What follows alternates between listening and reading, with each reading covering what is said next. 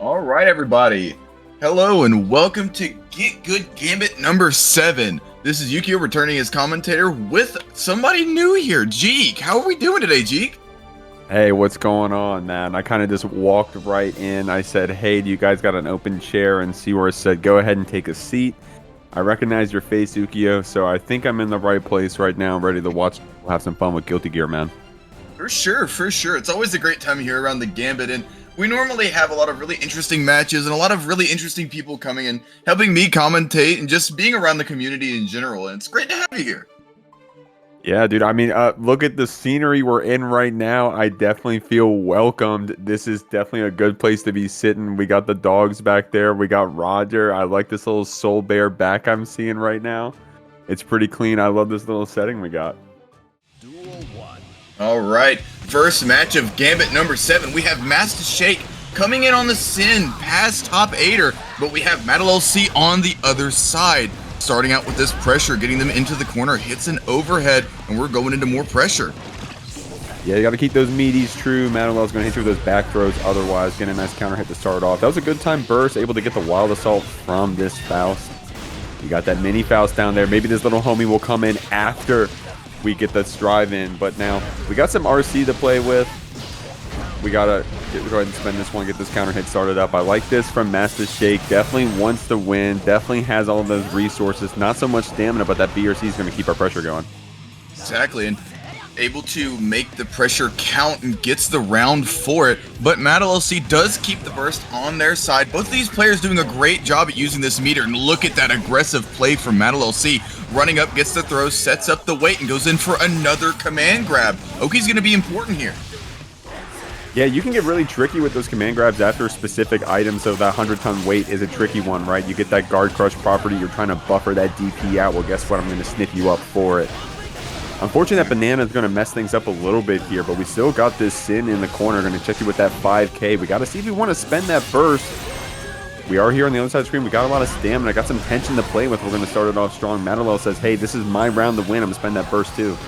Goes for a very aggressive burst, and even though they did have the life lead, wanted to make sure that Master Shake couldn't get anything started, went ahead and used it, and Master Shake coming in with a mirror of the last round with burst on their side, using that stamina very fast. Meter management is a great thing for both these players, gets a big overhead, and there goes that tension use again. Red Roman cancel 2K2D, Beak Driver to get the wall break. Yeah, I think Master Shake is pretty confident spending all that stamina, especially if it means that we're going to build up that tension, get that positive bonus in the meantime. But then you get stuck in these situations right here. You're in the corner, Matalel hitting you with that bone-crushing excitement. I think we're going to wake up with a lot of resources on the side of Master Shake, but it's going to be through a hard knockdown. Exactly, and they also have the availability for things like DP, things like RTL, and it's going to make for a really interesting situation. But man, this full screen presence from Mad LLC right now, these stabs are just really stopping Master Shake from getting anything done in the stab. Ends up closing out this first game. Mad LLC goes up 1-0. Yeah, you got to be careful throwing that burst against the thrust, because I know you don't want to get hit by that follow-up, and there's a little bit of RPS after. Are they still going to go for the follow-up regardless if I do the run-up? Right there, Manuel said, hey, you're still full screen. I may as well throw out this thrust, especially if you're charging it. You're able to get a guaranteed item toss after. So you got to be careful with those bursts in the face of the thrust, but I also don't blame you for sending it, man, because I am not going to be holding that thrust if I'm playing against the Faust, I'll tell you that. I really don't want to be stuck in that guard crush it full screen. Really allows them to start getting those items set up, and man, those items are deadly. It's always scary to go against a Faust, especially whenever they're getting good luck. I mean, even with mediocre luck, right? You know, some of these 100-ton weights, if you're trying to do a specific game plan, you got to end up playing around it, right? Or if you want to go for this certain setup against a character, but then you get a hammer, you have to adapt. So that's a sign of a good Faust player. I think I've been seeing some good adaptations from Matalel. And right there, checking that stamina cancel with the snip. That's pretty ballsy, I got to say. Great stuff. It's paying off. You got to hold this afro, but the burst means that we're going to be able to get through. Still got to hold that guard crush property. These re-snips have been really strong for Matalel. Oh, but Master Shake able to use that DP, gets out of the situation, uses that stamina to get another hit, goes low, and I think you're right, G. He's doing a great job at using this stamina, knowing that these resources are going to come out. And again, look at Mad LLC using that snip, snip, snip to be able to get the throw on the approach, and I think that's more heads up than we're giving it credit for. Command grabs in this game have throw-in vulnerability, and one thing Sin's love to do on that approach is grab, so converts that into a round win. Very impressive stuff from LLC.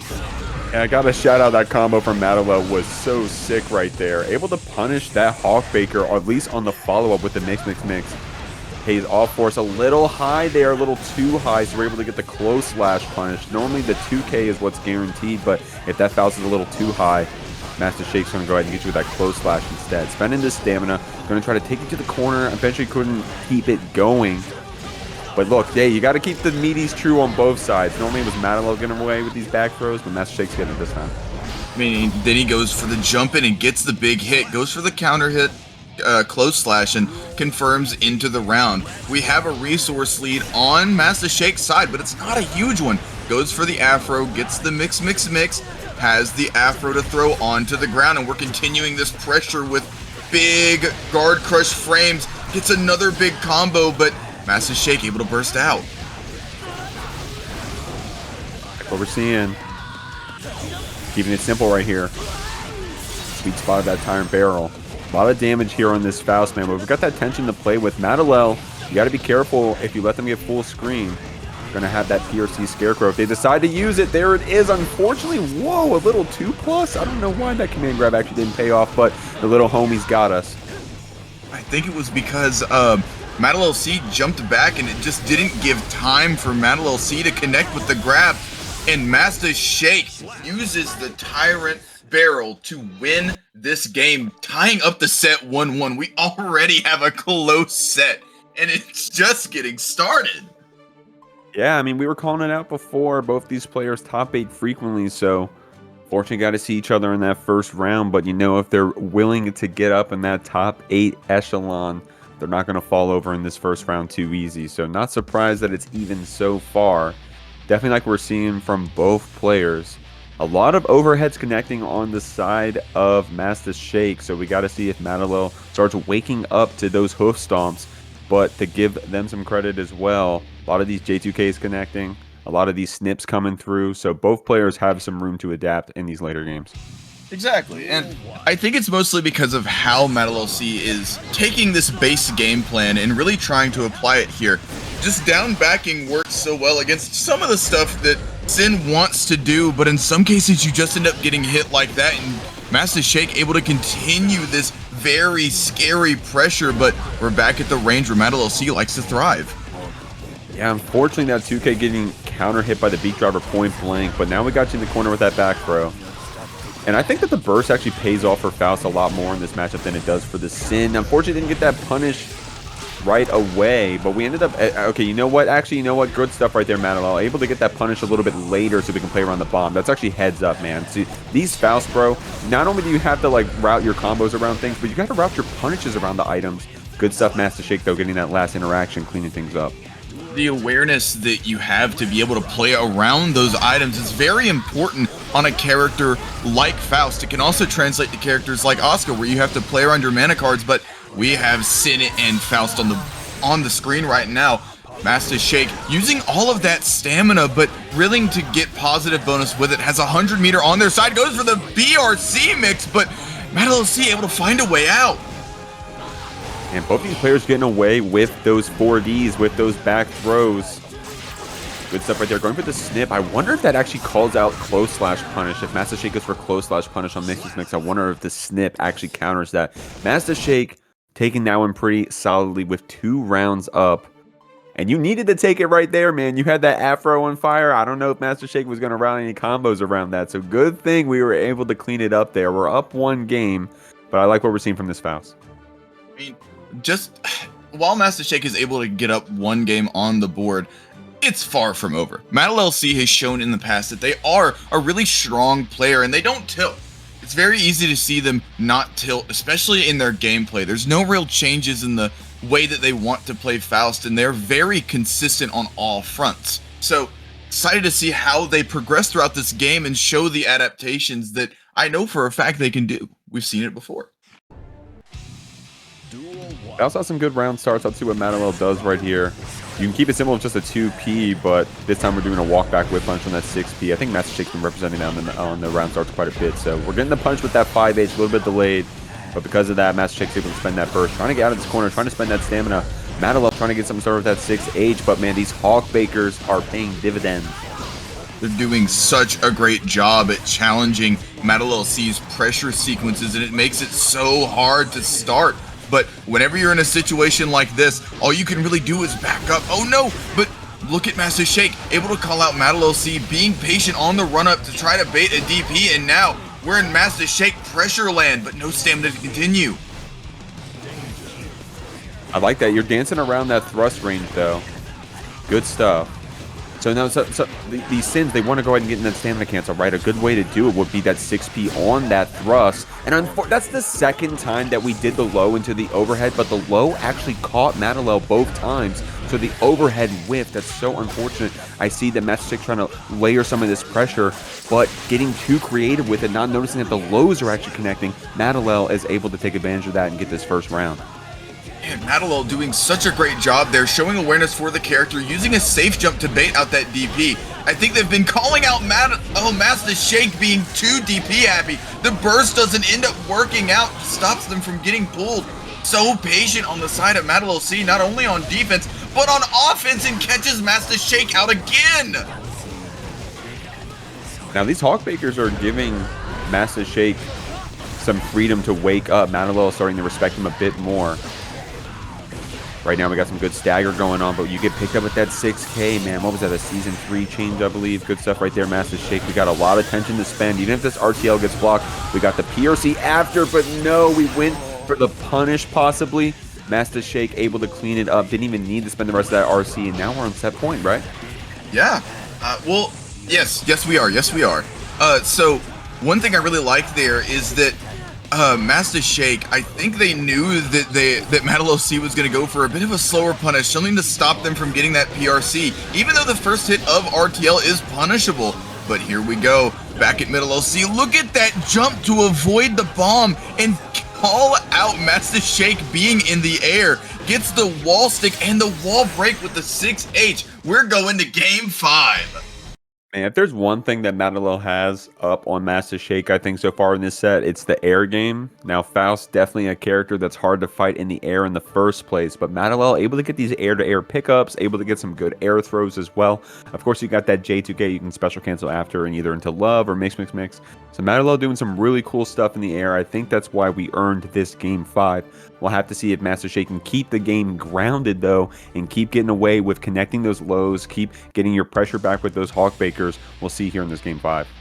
One thing I'm noticing a lot of from Madalel C is now that they've gotten some rhythm going to how they run their offense and neutral, they're doing a great job at calling out Master Shake's not only DPs, but them trying to escape with things like air dashes and maybe trying to go under some certain things. They're trying to even do counterplay against the Scarecrow PRC, but man, Madalel C's just calling it all out. But Master Shake able to win this round start here, but look at the command grab on the possible throw attempt. Such a head-up play from Madalel C. Yeah, that's the second time we've seen that in this set, so Madalel definitely got some Sin XP. I like that. We were still able to get a punish on that Hawk Baker. You can't let Master Shake get away for it for free, but fortunate Afro right here, but we still got it picked up. Now you got to be careful with that Afro. You get some really deep J2K connections right there. You saw that Master Shake was crouching, but we're still able to get that pickup after. These items are just raining down from the sky. Look, another command grab. Really punishing here if you're Madalel C, but the back throw. Master Shake is able to call out Madalel C. Goes for the Scarecrow PRC to get behind. The snip puts us on set point for Madalel C. Yeah, once Faust has that 50 tension, man, you got to be careful because that Scarecrow PRC is a whiff punish full screen. You got to be careful about what you're pressing. Madalel showing you why. You get that command grab at any second on a moment's notice. Trying to get something started here. I like that. Master Shake's got you tumbling over here in the corner. Going to spend that stamina, going to send you to the wall. Now, we don't have the stamina to back us up, but with that positive bonus, with that 50 tension cooking in just a second, we'll keep it going. But Madalel checking with that 2K. Master Shake wants its advantage to keep going. And look, that adaptation able to tech the air throw where it got us previous. So great stuff from Master Shake.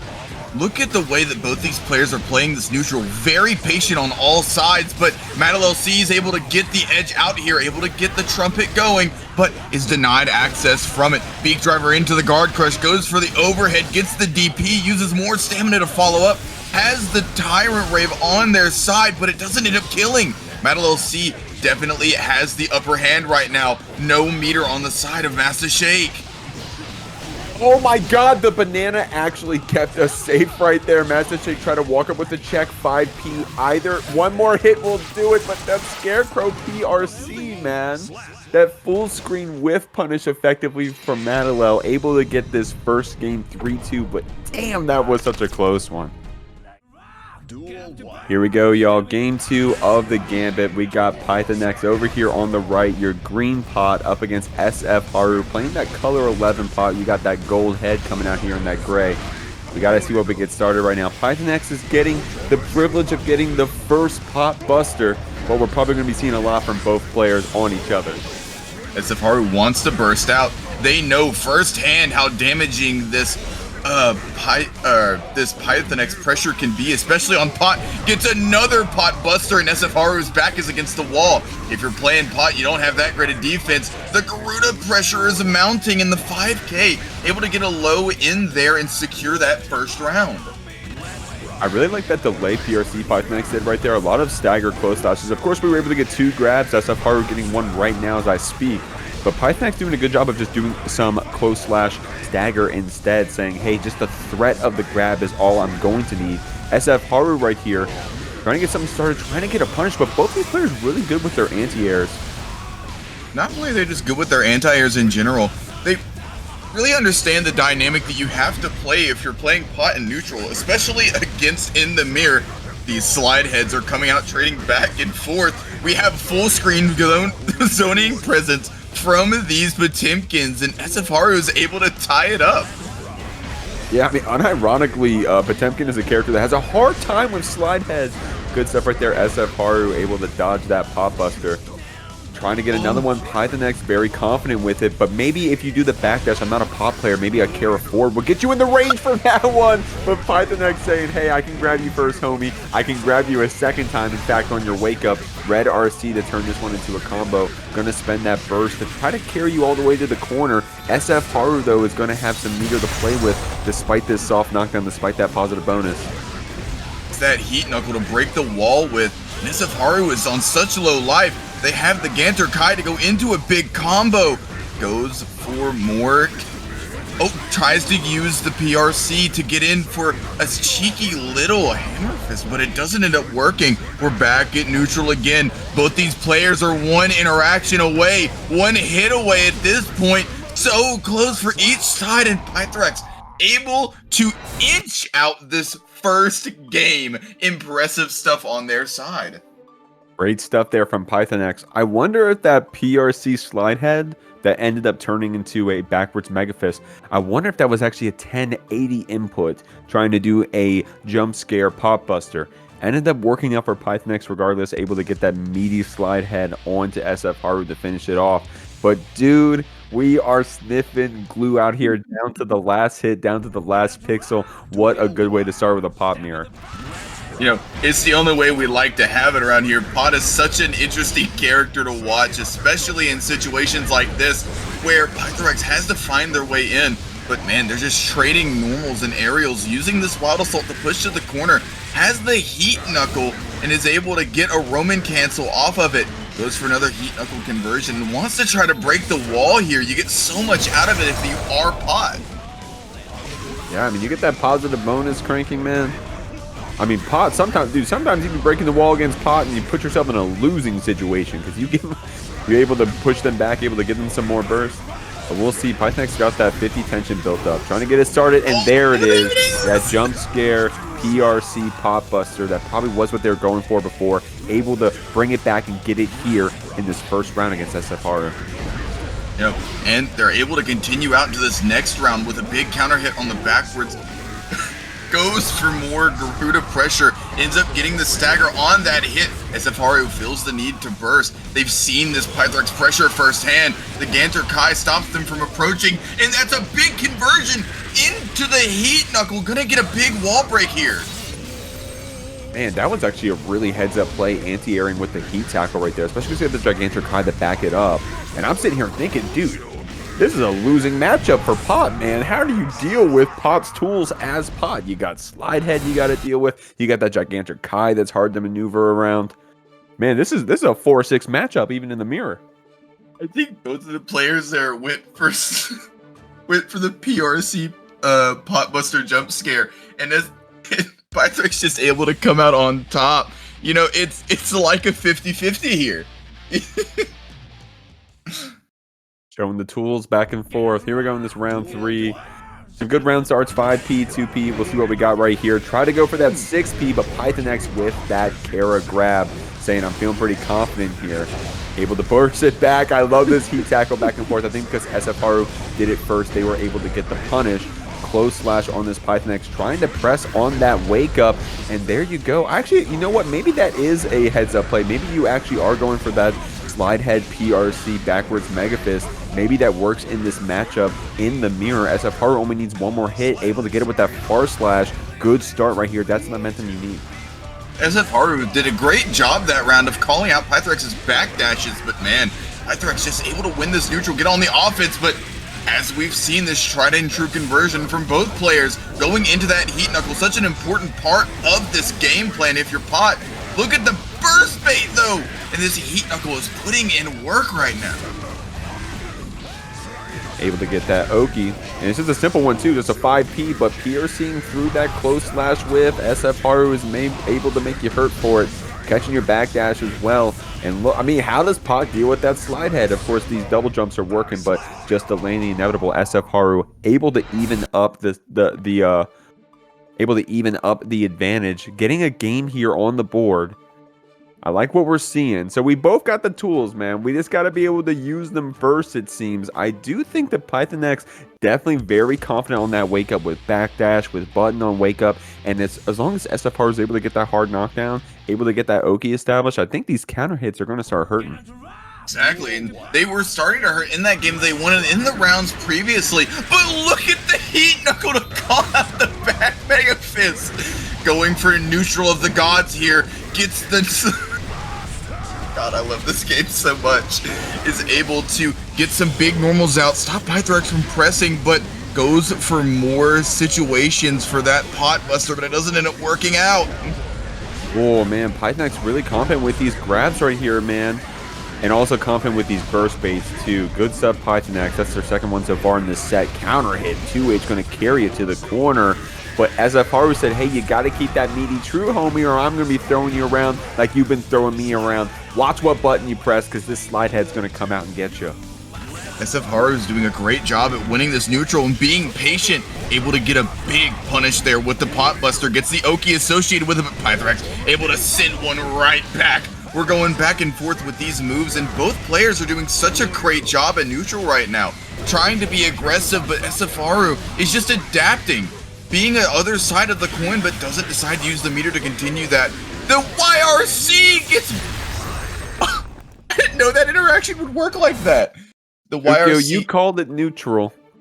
I don't know if there's actually an accurate word to describe what we're watching right now, but it's definitely fun as hell. Pythonex with the lose quote saying, back to Atlanta. I love what we're seeing. All of a sudden, you blink and you miss it.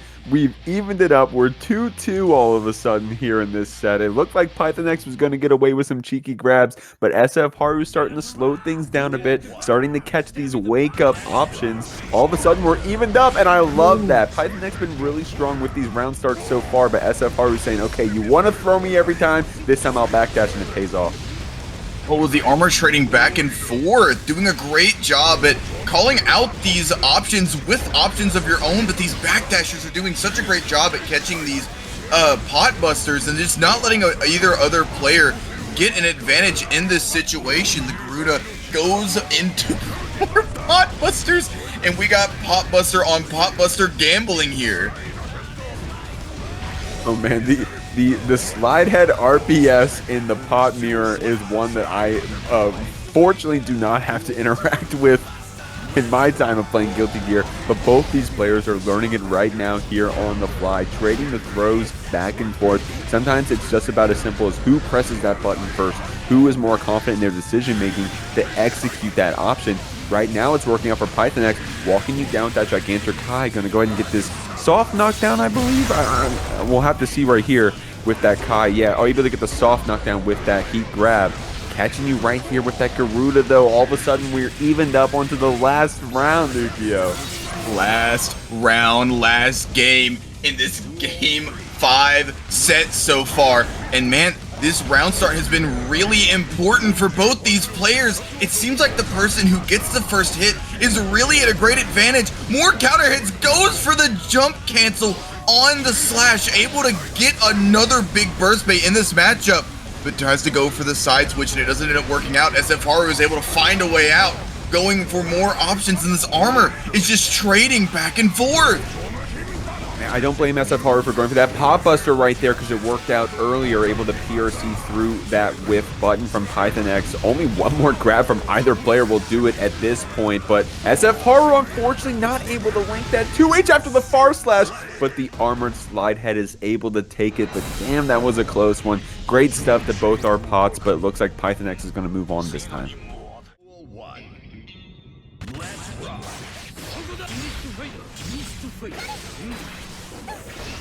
Like what we're seeing to start us off, man. Both of our players so confident already. BCB able to get that burst bait on that counter hit close laugh. We got Noktriss here in the corner playing that Johnny. Some good stuff from our Bridget right now, man. Catching you with that Rock the Baby already. Close slash to go ahead and break this wall. Great stuff from our Bridget, but all Johnny needs is a good far slash or a good 6K to get things going. But BCB right here with some good roll Oki, able to catch Noktriss trying to press out of it. And I don't blame you, man. You got to get out of those yo-yos if you want to play the game. You want to play this Johnny, but you also got to be careful backdashing when BCB has that 50 tension. Of course, you saw the return of the killing machine, but you also got 236S PRC. You got, you can do scooter shoot. You can do a lot of cool tricks. Noktriss right there tried to go ahead and keep that pressure going, but a little 2+ couldn't get that grab going. BCB showing you how strong that blue wild assault is, but it's not strong enough against 6P. Good stuff right there. Noktriss saying, hey, I'm going to go ahead and beat that layer 1 Bridget. Able to BRC back over that 2K as well. Both of our players trading tension back and forth. Really trading tension back and forth, but these normals are coming out from both sides. The whiffed grab, I've seen it twice happen now where BCB is just able to bait out these grabs and do such a great job from Noktriss's presser. The 6K though ends up connecting on the long normals. Those hitboxes do not retract and they're not very disjointed. Okay, I like that from BCB right there. Actually not going for that yo-yo throw, but that's actually kind of heads up, right? You're trying to go ahead and get your players, get your opponents guessing on what you're going to special cancel with and when. But unfortunately, man, not able to jump cancel that yo-yo anymore, so we got stuck in that corner against the Johnny. Not a good place to be. Noktriss able to take advantage of that. Catching with this Insang on the round start, but you got to be careful if you're going to be dashing forward, because that 5H is going to catch you, but you also got to be careful of those reversal VPs. Good stuff, Noktriss getting that bait. Not to in this kind of situation, in this kind of matchup. You know, that Johnny pressure is so incredibly scary. Guard crushes that convert into not only constant 50-50s, but also strike throw mix. But oh wow, BCB able to show that Bridget has that power on their own, just in a little bit of a different way. Gets that yo-yo set up. The backdash ends up coming out, but it doesn't end up working out the way that Noktriss planned. Wall break here, but has 50 meter on their side. Gonna get more patience out of them, but a big counter hit, able to set up this pressure. Man, I don't blame BCB trying to go for the 2K right there. Said, hey, I'm going to go ahead and punish you with my quick normal, my 5-frame 2K. But I think that Noktriss was already too far into the animation of that 2S. It's why we saw that counter hit come out. Of course, Bridget also has options to go ahead and DP out of there, which is something unique to her, unique to the cast. But this time it's going to pay off for Noktriss. Noktriss is going to get that last hit.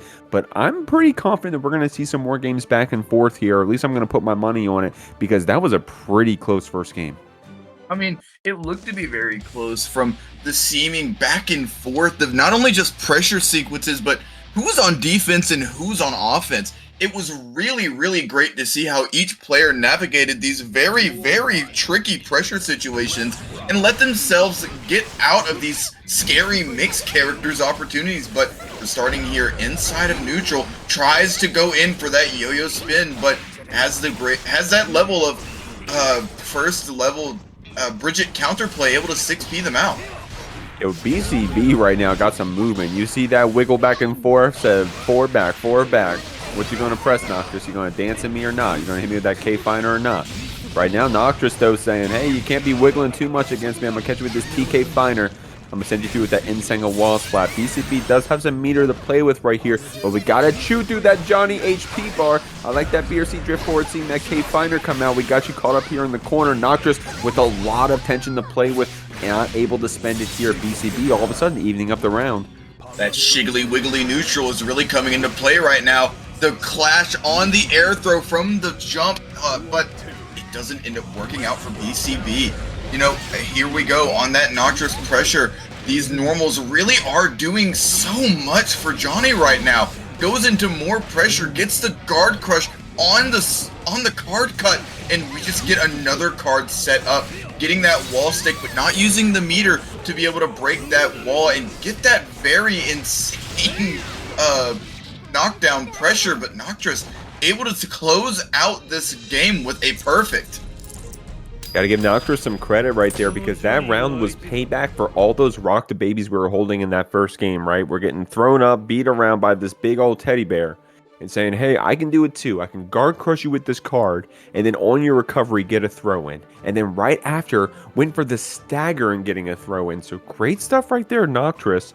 Able to get another game on the board, looking pretty quick here for our Johnny. But if we start teching some of those throws, we start playing a little bit more patient in the air, I think we're going to be seeing some good stuff from this Bridget. Because looking back at that first round, if you're watching the VOD, go check out that first round. Look at how solid BCB was at catching Noktriss with just simple roll Oki, catching you with close slash, keeping it looping as well. So we'll have to see here. Oh, actually, we're going to see it on another mix-up character. Going to swap to that Millia. Okay, a very different kind of mix-up character that really relies on being able to rush in and get those hard knockdowns with really risky options instead of being able to keep their space and set up those yo-yos from full screen. But Noktriss, able to win this round start, doesn't care about mix-up or not. Going for a little bit more safer options, using those S-tandem tops, but man, gets that really, really scary left-right mix and has to burst out of the situation. Back on offense for Noktriss and gets the burst out of BCB themselves. Good stuff right here.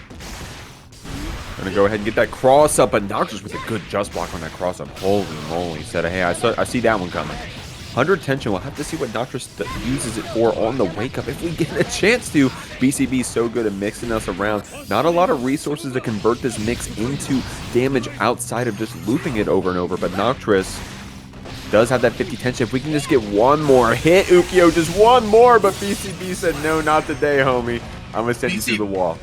BCB does such a great job with combo conversions in that situation, understands that they have the 50 meter to spin to get the kill, and even if they don't kill, they still get the hard knockdown. But this corner carry on Johnny from Noktriss really doing a great job at just absolutely lopping off this help from Millia, a character that doesn't have it very often, but man, gets a perfect in retaliation to go to set point.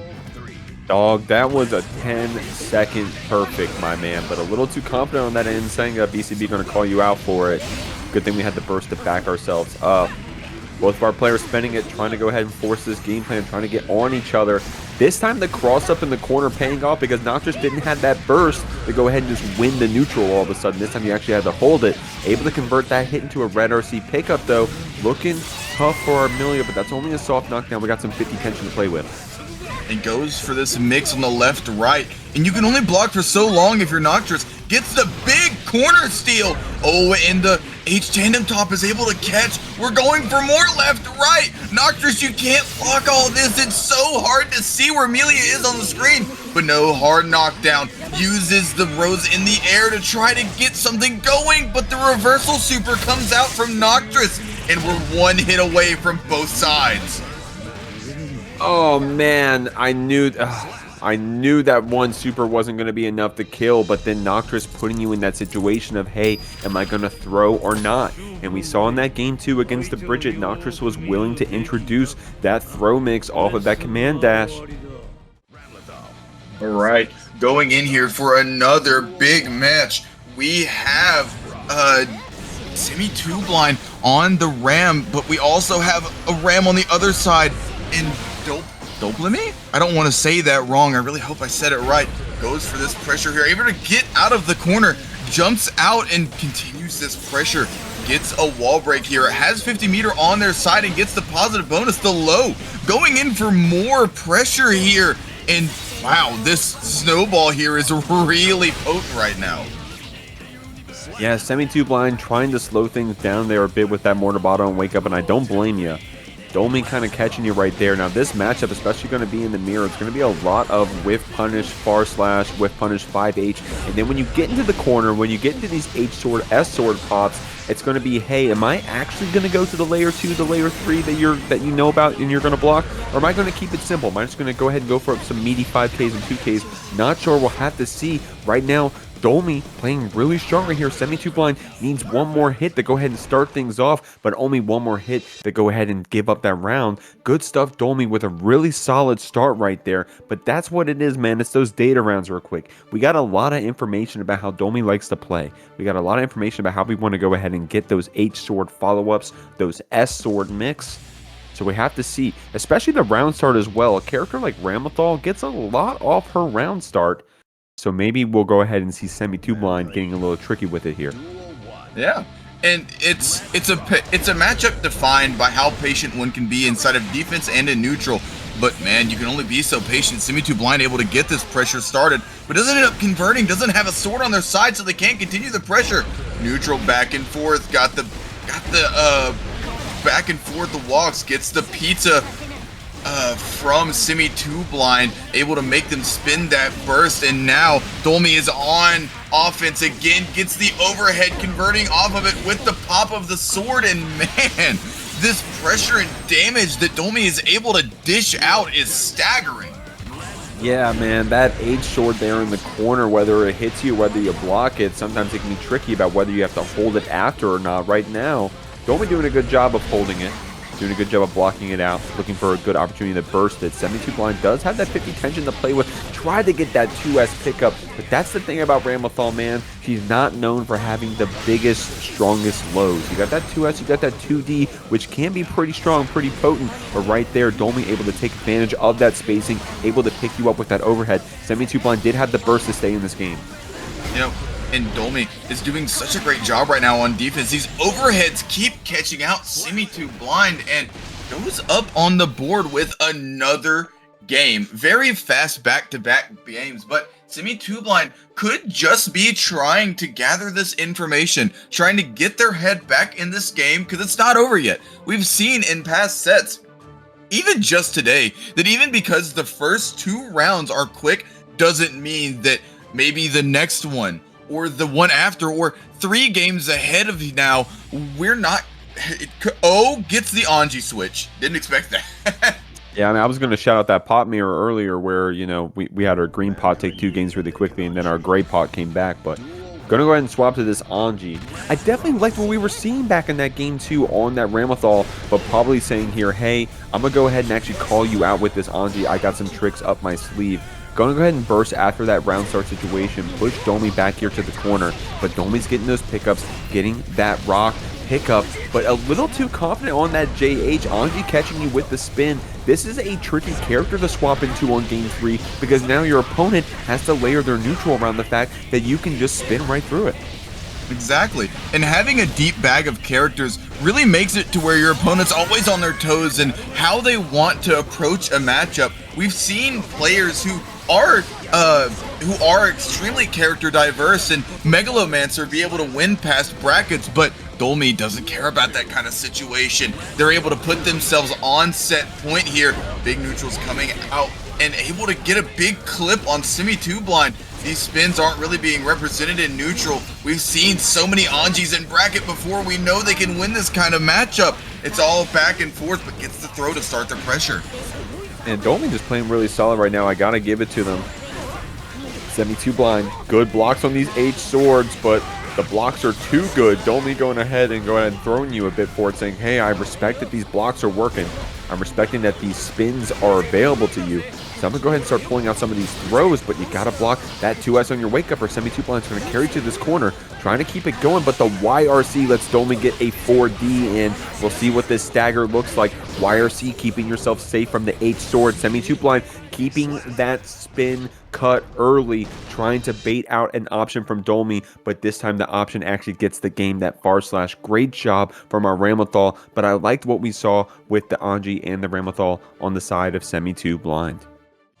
We got Serge-Jean over here, Serge-Jean, excuse me, coming out on the Leo, man. I'm going to be real. I watch a few beginner brackets. I may host one myself. I don't get to see too much of this Leo, especially in that beginner scene. But Serge-Jean right here showing you how impressive it can be. Yarnspunstory playing this Jacko, got these bots set up. Both of our players got 50 tension already, but Serge-Jean showing you, hey, you got to go ahead and keep those meaties true, or these flash kicks are going to eat you up. Maybe tried to burst bait there, but oh, look at Yarnspunstory, able to get that flash kick bait, and Serge-Jean is on the back foot here. Using these Gatlings that Leo has, the S into the H into the S into the H, it forces out the burst from Yarnspunstory. But now we're getting that left-right mix, and man, that flash kick just nullifying that crossover, not letting Yarnspunstory get to the other side to set up that sandwich pressure. Yeah, that input for the uninitiated is just down and up, right? It's not a typical DP input. You don't have to guess what side Yarnspun is going to be on, which is one of the advantages of that Jacko, putting bots on both sides of you and then making you guess same side or cross up. Right now, Serge-Jean making you guess if it's going to be an overhead or a low with that back turn JH, sending you through the wall. We got 50 tension to play with, but Yarnspun with a good BRC able to get that air throw.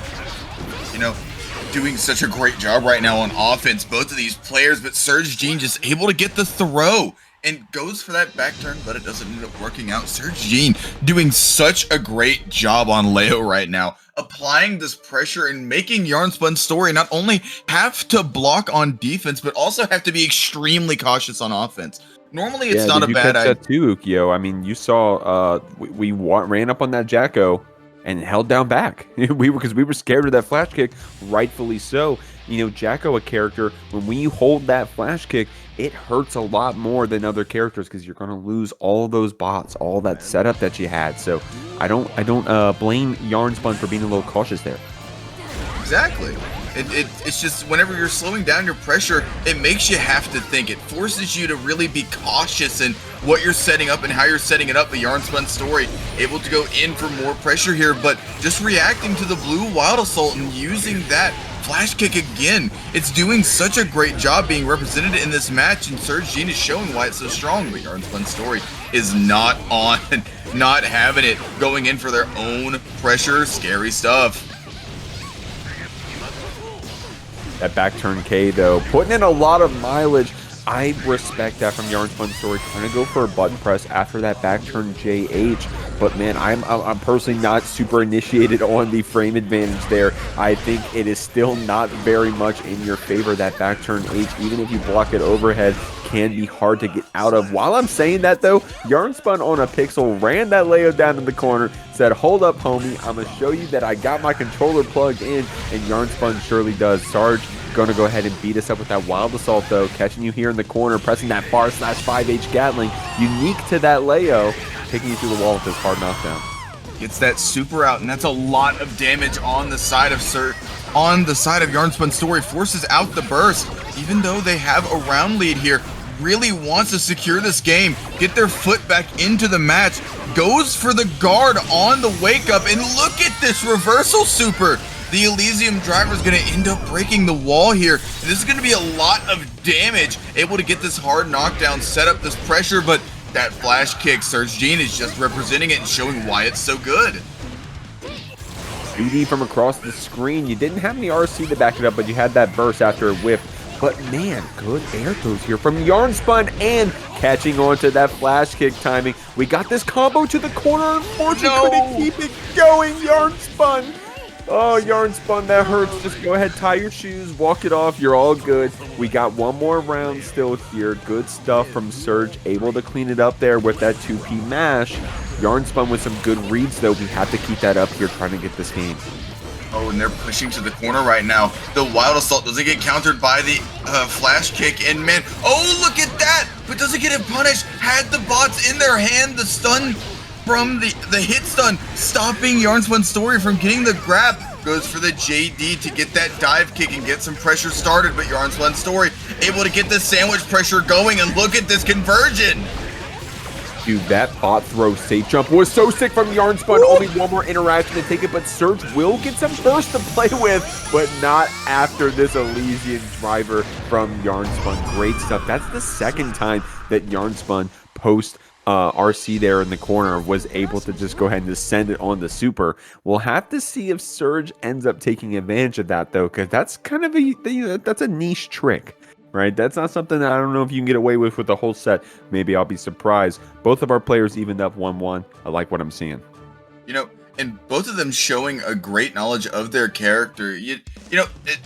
One of the most interesting things for both of these characters is how they take advantage of not only the frame advantage on moves, but also how to make themselves more safe. With things like Leo being able to cancel out of that back turn stance off of a back turn H and make themselves plus, but Jacko able to cancel into those commands and make themselves less minus and make themselves to where their pressure isn't so incredibly punishing for them. And look at that flash kick bait. Goes for more bot throws, tries to go for a deflect, but it doesn't end up working out. And we've seen this time and time again. Serge-Jean goes to mash on that close slash, but it just doesn't end up working out. The Elysium driver coming out from Yarnspunstory.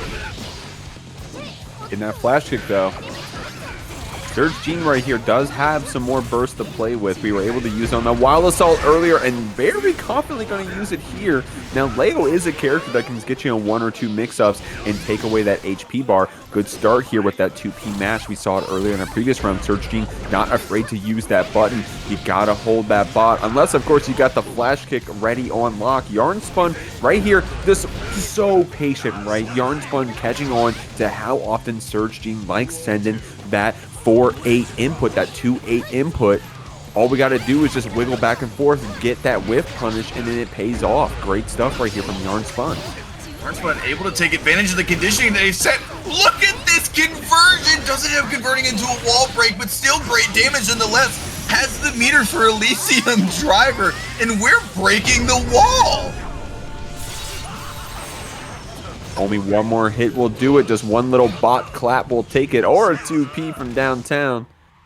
Jacko's got some pretty good 2 normals, right? You got that 2K, 2D. Don't be afraid to use that 2P right there, just like Yarnspun did.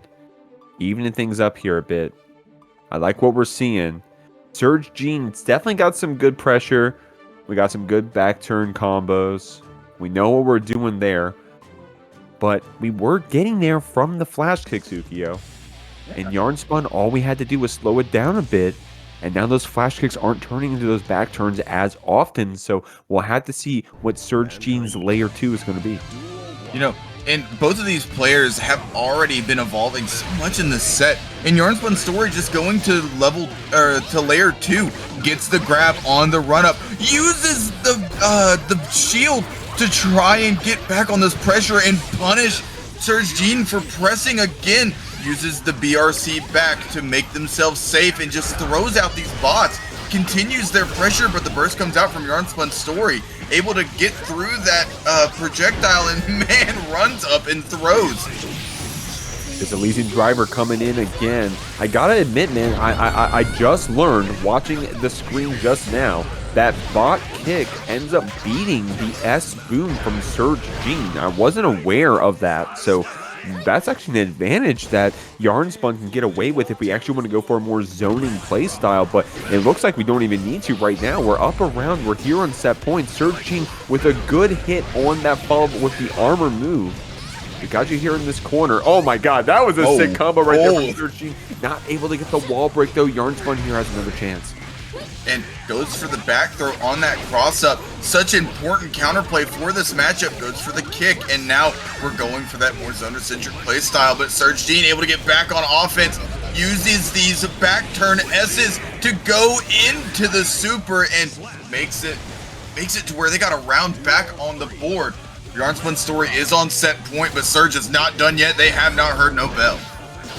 Good stuff right there from Yarnspun, answering that armor state, though, with the 2D. Like I said, Jacko's got some good lows, and that's how you beat that armor state, with those lows. Serge-Jean trying to get out of that corner with that IAD. Good answer to the bots with that armor. I like how we're using the armor now all of a sudden. Great stuff. Yarnspun does have the answers, but we'll have to see if they keep using it. Unfortunate with grab right there. Maybe a little confident on what our distance was. Going to spend that burst for a wild assault pickup. Serge-Jean taking a lot of damage here, both in chip and in hits here and there. Couldn't get that pickup after. Didn't get the punish on that S-Flash. Yarnspun does have 50 tension to play with. Is it going to be a driver? It's going to be a BRC. Oh my god, Ukyo.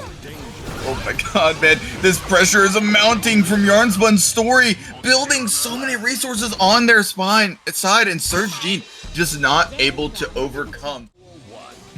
Alright, going into this match here at the Gambit, we have Hoki on one side, a frequent top 8er, constantly improving on this character, but we have Timmy, very scary competitor, extremely strong and able to get this throw on that spin. Such an important part of the counterplay. If it's strike invul, it's not throw invul. Very patient neutral right now, back and forth. Some people using resources, some people not. Hoki able to push in and go for more licks. Mix goes for the follow-up, but doesn't end up catching, has the YRC out. I mean, Faust having a option of doing that unique defensive mechanic, that crawl forward, but not have a lot of opportunities to do so against a character like Anji. That was a funny interaction right there. Hoki trying to burst through that thrust. Temi, however, getting the pickup regardless on that wild assault counter hit. And you're going to see that a lot from these Fausts possibly, right? You go ahead and just keep it simple. You got your 5H, you got your 6H rather. But if you wild assaulted after, when normally it was your turn a few seasons ago, now it's not. You gotta hold that wild assault. Right now, Temi's got you in the snip. Little homie got us backed up. Afro applied as well. Ooh, what a big jump out of that snip pressure there, though. And Timmy showing the backdash on their side. Hoki not able to get out of this. Oh, look at the conversion from Timmy. Hoki trying to represent these spins inside a neutral, but it's just not working out. Gets a big counter hit, and we've seen how incredibly oppressive this Hoki pressure can be. Has the Roman cancel to continue off of the low, but doesn't end up killing from it. Gets a big normal to continue on, and Hoki has to burst out here. The grab not working for Timmy. Both of them having 50 meter on their side. I mean, getting it here first. Mix, not able to convert. Oh my god, Artemis, do you see this character that you have in your video game that costs money? Hoki able to get that 50 tension parry through that mix drop, but just delaying the inevitable. Temi ready with that 6P. Great stuff. Temi with a good lock here on this Anji, man. I like what we're seeing. Hoki, a player that says, hold on, okay, hold on. That's why I lost. I just won't do that again. So we'll see. Hoki, definitely a player that makes some adaptations. Where it was only one game right there, but I really like what we were seeing from that Faust. Exactly. Timmy has always been such a strong player, and they're always so great at adapting, not only after the game, but mid-game in itself. Going far in a lot of brackets, and they're just showing why here. But Hoki, not to be outdone though, does such a great job at using these Anji just options in general, from spin to the follow-ups inside of mixed situations. Tries to call out that jump, but it doesn't end up working out. Goes for more spin, tries to 6P, but look at how patient Timmy is being right now. How to get in with that Scarecrow, but Hoki was ready with that S-Press. Worked out for us with that far slash. Gotta give Temi some credit though, with some really good anti-airs, really good 6Ps, 5Ks. And then making you guess for game right there with that Scarecrow in the corner. Great pickup from Temi. Hoki does have some tension to play with here, and we've seen how confidently they will do so with parry. But Temi's going to go ahead and get a chance with that YRC, trying to get the snip punish on the parry. That was the right guess, Temi, right guess. A little bit delaying the inevitable, only one more hit to take it. But these Anji guts are really letting Hoki have a place in this game right now, and doesn't FD it out and ends up losing the round for it, but Hoki showing some life, showing some adaptations, showing Timmy that this isn't going to be easy, but Timmy able to get that scalpel pull, goes for the club hit on the follow-up, but it doesn't end up working out. The mini Faust able to secure more pressure, and man, look at this strike throw coming out from Timmy right now. Oh my god, catching with that 5H from downtown, turning this one into a bombo. Taking you out with that JH, man. These Faust air-to-airs are so strong. Temmie gonna go ahead and get you with that mental stack. PRC snip. You gotta be careful about that against this Faust right here. Temmie playing really solid so far here in this set, Ukyo. Up 2-0. Very strong. Again, Hoki, a kind of player where I would not be surprised if they 3-0'd everyone in their path. But Temmie playing really strong right now. I wonder if it's just that difference right there. We know how to play against this Anji. We've seen this Hoki possibly in bracket before. Temmie knows what's up, knows how to navigate on this Faust. I mean, and you have to. Faust is such a unique character in how they work and how you need to play around these items. And Temmie just showing mastery. And Hoki on the back foot here gets the Fujin, goes for more pressure. We know how scary this Hoki pressure can be. Butterflies end up baiting the burst, but it's gold burst. It's so hard to punish there. But man, getting these minus frames, calling out almost everything that Timmy's doing. But the 6P is able to call back. The life total is pretty even right now, but this is the kind of Hoki that I like to watch, man. Got Temmie in the corner for most of that game, checking with the 2Ps, checking with some delays, baiting that burst as well, but Temmie getting you with that overhead Scarecrow follow-up. We got the Stun Dipper at home, Red RC pickup. Hoki's got you in this JD loop as well. Doing as much damage as we possibly can. Positive bonus means we got 50 tension here in just a moment. Gonna go ahead and block that one out, but Temmie a little too scared on that parry follow-up from Hoki. You gotta give Hoki some credit, man. He's known as the Anji to send that parry whenever he's got it, and it works to his advantage if he doesn't use it right there. Temmie giving up their turn for free. I mean, not only just willing to send out that parry, especially whenever they have it, but look at these conversions and look at this neutral in general. Hoki showing that they still have life in this set, goes for the counter hit on the air JS, but it doesn't end up working out. Temmie able to find a way out, but Hoki gets a little bit of life there. Goes for the JD, ignites the Afro on fire, the explosion continuing. Hoki out of resources, out of situations, but the air grab doesn't end up working for Temmie. And now we have Hoki on offense, gets the big cross up there and goes for more pressure, pushing into the corner. Oh, unfortunate stuff there from Temmie with that PRC super. Tried to get a punish there on Hoki. That bomb is still on the screen, right? Okay, a little too far away to get that pickup. Hoki's got you in that co. A trade hit pays off for our Faust here. I love that drift back we did, because if we kept it going, then Hoki was going to get a guaranteed punish. But Hoki's still able to get that last hit, still able to get a game on the board. That was getting down to the wire there for a second. Hoki right there saying, hold on. My stick works, I promise. I fixed it, y'all. I'm going to show you here in this game 3. We're going here to game 4. Temmie still got some cool stuff to show us, but Hoki is making those changes. I think Hoki has unlocked a new gear of himself. You know, he recently bought a new stick. Doesn't have to worry about resoldering it and going in for more repairs. And look at what it's letting him do. We got to go ahead and check those inputs. No, I'm just playing. Temmie right here. Throwing that banana. I'm just trolling, by the way. Okay, throwing that trumpet. Unfortunately for the Faust, that is, Hoki is going to go ahead and get this one. Catching on these overheads. And then in that stagger. Is it high? Is it low? Nope, it's throw. Temmie right here in this corner. Good blocks right here. But man, those empty hop throws, I think every time Hoki has gone for it, has paid off. We baited the burst in the last round in that situation. This time it was the YRC. Looking good for Hoki. You know, look at Hoki going insane right now, showing revitalization in this set. At one point in time, these matches couldn't have been faster. But Temmie showing why their defense is just so strong, but you can only be so strong against a player like Hoki. Their mix is so potent. Has 50 meter on their side, and remember what we said about these parries. Yeah, just having the 50 tension is almost stronger than the parry itself.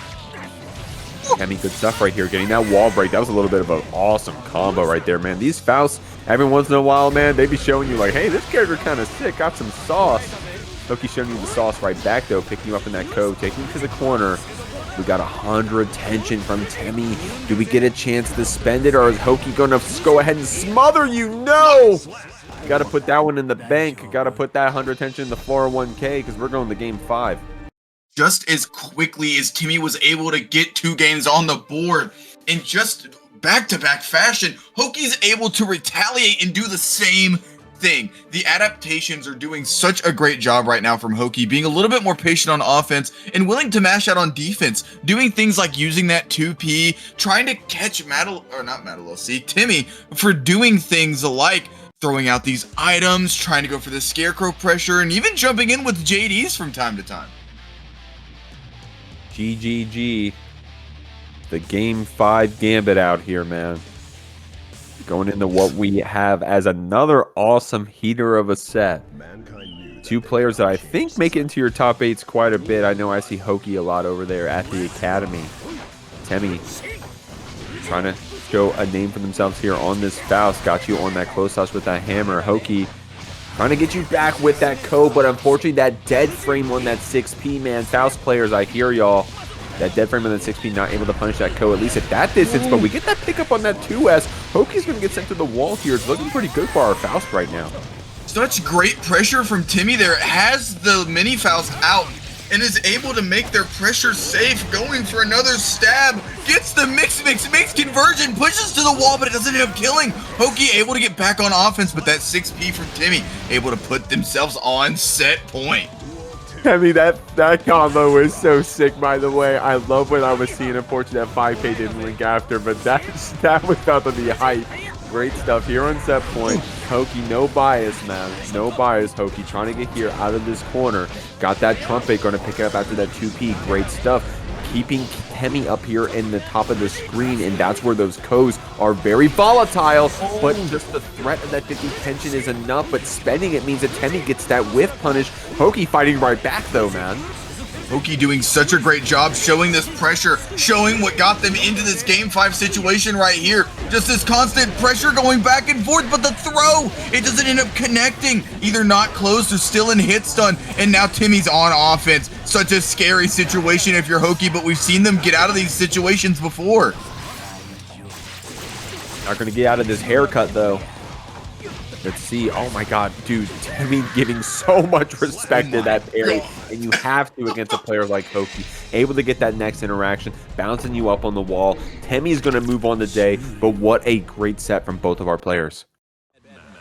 All right, we're here at the Gambit trying to qualify for top 8. We have Enti, a very strong Bedman, somebody that we've seen wreak havoc in these brackets in the past. But on the other side, we have Mosco. As Jeek says, they're a heart player, doing such a great job getting this big counter hit here. Both these players trying to fill each other out, trying to get a chance to go in neutral, and Mosco able to put on such an insane amount of pressure here. Visually, these characters are so different, right? But they both do similar things, right? Goatseer is going to mix you up from the air. It's going to be same size. It's going to be cross up, high or low. Enti going to do the same thing on that Bedman, except they're going to do so a little bit more interestingly with those guard crushes, with those error codes. Enti spending that burst. Goatseer trying to get something started here. Of course, Chipp does have a little bit lower HP if you're uninitiated here. Enti getting caught by that counter hit. Goatseer going to go ahead and spend it on that tension real quick, man. I love what we're seeing from Mosco.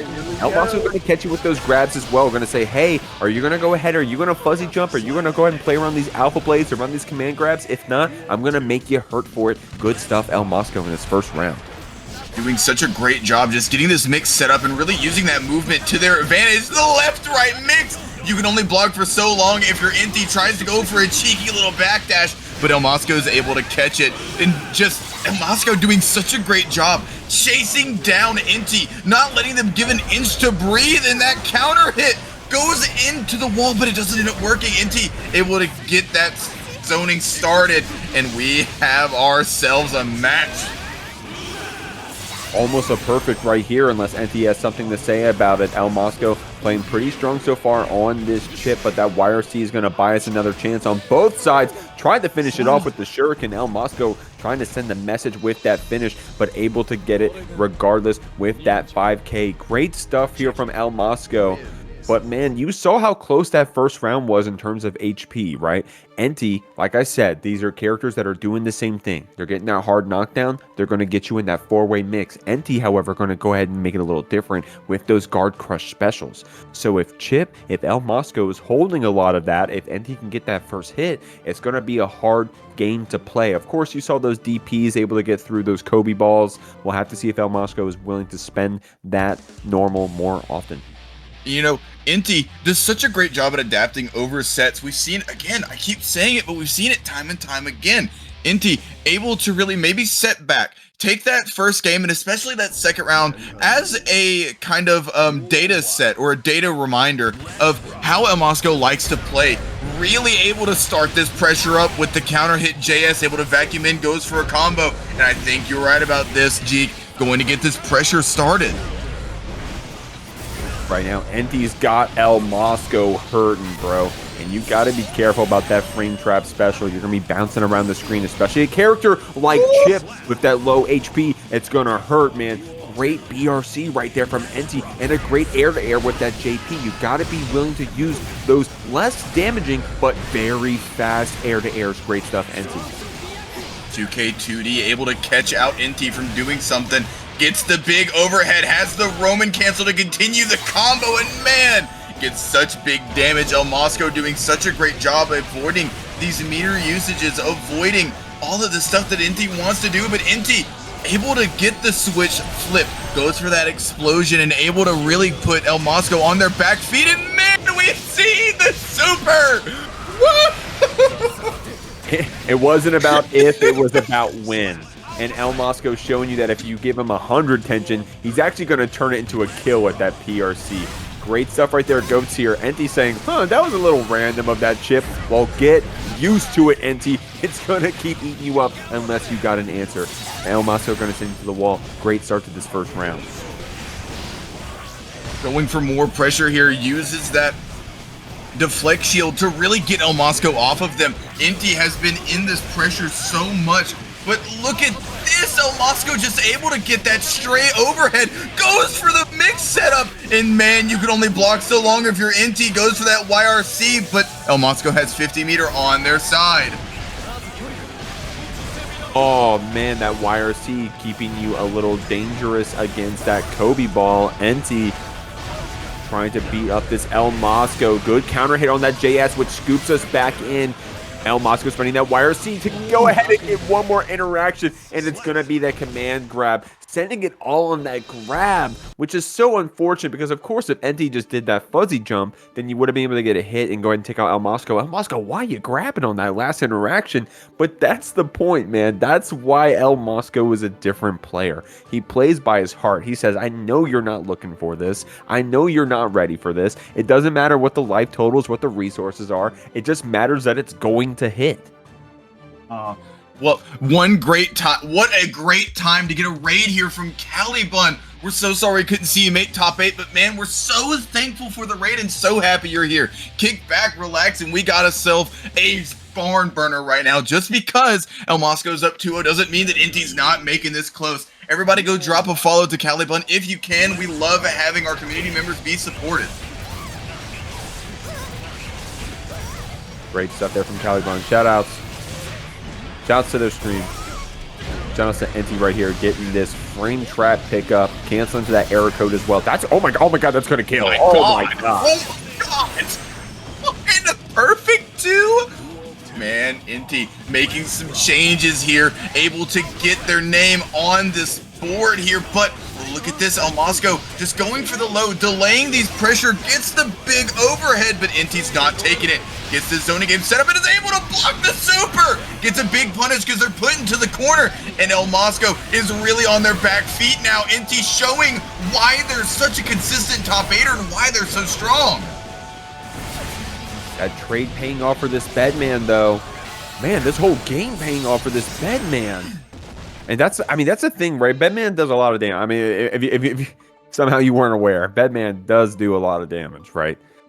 Able to do so, especially through that Chipp. Great stuff right there, taking out El Mosco. But that last round specifically, we're looking a little bit closer to that first round. Damn. That first round, Enti got to play the game. That second round, El Mosco was showing, hey, hold on, let me slow it down a bit. I'm not just going to roll over to this Bedman. But Enti putting you to sleep right there in this game, game 3. Still in the advantage of El Mosco. Is that a character swap? Oh, is that... Oh, I didn't know that El Mosco had a pocket Nagaryuki, man. Oh, this is going to be really interesting to see. Gets those first 2 really strong games, but Enti able to change, able to really twist this matchup in their favor to the point where El Mosco feels the need to switch. Man, I wonder if that chip was actually working, though. I haven't seen El Mosco's Naga. We'll have to see it here. Gonna go ahead and catch you on that far/follow-up. Nope, it's a bite, actually. Enti with some good blocks on that overhead. Red RC to keep it going, but gonna call it that deflect shield with a bite as well. Great timing there from El Mosco. Man, okay, I was doubting it for a second, but dog, I need to shut up because El Mosco's got a Nago, dude. But Enti, though, has that wild assault and then the blood pop, able to stop Enti's approach with the wild assault, and now has no meter on their side, left to their laurels to be able to get the zoning pressure, gets the install, and this zoning presence only gets stronger here. We've seen Enti use it so many times before, but El Mosco just uses these normals, able to poke out Enti and puts themselves on set point. In hindsight, Naga is such a good character for a heart player like that, right? You know, you just send it all in those specials, get that blood pop, say I'm gonna zone you out with this 5H, I'm gonna use the buttons that I want to use. So it pays off for El Mosco in that last round. Enti right now has got this Nago here in the corner, but that blood is low. If El Mosco can get a few hits, a few specials, then we can get it going. But Enti showing you a good adaptation, right? Against the chip, we were trying to use our fast light normals, but against this Nago, we're trying to zone him out with these pins. I mean, but you can't... The defense on the side of El Mosco cannot be understated. Using these 5Ks to call out Enti doing some things, and man, wants to burst out. Doesn't want to give Enti a chance to get started, and these command grabs are putting so much work in for El Mosco right now. Good mash right there from Enti with that 2P, saying, hey, I'm not going to guess high-low. I'm actually just going to barre here out of the corner. And now the pins are going to pay off, unless, of course, we get that 2H. Unfortunately, not being able to special cancel it with that Season 4. El Mosco getting thrown around here. Enti only needs one more hit or a few more pieces of chip damage to go ahead and clean out this round. If El Mosco can get one more good start, not this time, though. Still looking good, still set point for El Mosco, but Enti showing, hey, I can actually beat this Bedman as well. I mean, this Nago as well. You know, Enti doing such a great job at making their adaptations known. Gets a charge dust, and this mental stack is really starting to weigh on El Mosco. Enti putting so much out, and this makes it getting hit again with another charge dust. And I like, dude, Enti went for the quick finish there, knowing that El Mosco was going to get that burst. Able to use it on the gold burst here. El Mosco, low HP, but Nago, not a character that needs HP, just needs blood. Enti knowing that says, hey, I need to finish up this round. I'm going to go ahead and do so on a perfect. Now we're going to game 5. El Mosco has a big decision here. Do I stay on that Nago despite that last round? Do I think I can make those changes to go ahead and actually finish it off? Or do I go back to the chip that I had showed you previously? We'll have to see here from El Mosco. And we're going for such mental damage on both sides, going for the charge dust into the charge dust, as Oddity says in the chat. But what a great time for our Raiders to come in here. We have such a close set right now. Enti on the side of that Bedman doing a great job representing the character, and El Mosco doing such a great job of keeping it back and forth. I would really like to thank CryoVulps for giving us that raid. We couldn't be more appreciative. In that DP through, not holding that 2S. Those deflect shields from Enti were not working so well against the Nago, but this time working pretty good against this chip, trying to get some distance, trying to go ahead and just push this El Mosco back. But the cross-ups are working. This mix is going crazy. Good just block there for a second, and also a good block on that overhead. Oh my god. Okay. Oh my god. Enti doing such a good job blocking this mix, but we got to take that turn back, or El Mosco's going to stay on top of you like a fly. And is able to with that YRC, but man, El Mosco able to get these command grabs sprinkled in, makes Enti hold more pressure, gets another grab, but with the mash out. Doesn't fall for this one. Doesn't get command grabs again. Able to take their turn back and is really trying to get in. And these Kobe's. Oh, look at the full screen super, but it doesn't end up working. Mosco on the back foot here. Mosco getting picked up right here. Enti won't have the meter to turn this into a kill. Tried the DP through the follow-up. And Enti here on set point. Mosco getting beat up for that super right there. Having to spend that first means we don't have it here in this round. Enti, however, doing a good job of blocking some of this Rekka mix, but not right here on the cross-up, and especially not the command grabs. Mosco doing a good job of using those. Again, as Mosco has proved so far in the set, you can only block for so long versus a character like Chipp. And Enti's trying to get this very potent mix game going, trying to show what's made them so successful in the past, but Mosco's having none of it. This whip punish game is so strong, has the Roman cancel to convert, and Enti playing a character that has so much health, but Mosco able to make it square. Last game, last round, we can't wait. Enti right there. Getting beat up by this Mosco, but a good 2P. Enti catching on to that 2P, not just being good against the Nagoriyuki, but also being good against this Chipp. Mosco, however, going to go ahead and send to the wall with that JP. We got 50 tension to spend. Ukyo, it's coming. It's going to be on the raw super, but Enti was ready with that white wall assault. Going to DP through. We're spending it back and forth with these specials. Goat Seer, Mosco needs one more good interaction. Going to go ahead and do it with that red RC. Tried to buffer the super, but Enti, unfortunately, was able to get off the wall, wasn't able to block it. Well, unfortunately, depending on who you're rooting for, full charge 5D. This is how you turn the tides if you're Enti, going in for big mix situations, but Mosco's not letting them have it for free, is really trying to challenge these situations, but Enti able to get in here, going for another burst bait, and gets the explosion, continues the damage, and the 6P comes out from Enti. We're on close sets here, anybody could win it. Mosco tries to get in, the 6P comes out, and Enti wins such a close set. Man, Enti was able to warm up that zoning pressure previously against the Nagoriyuki because it was how that they had to play neutral.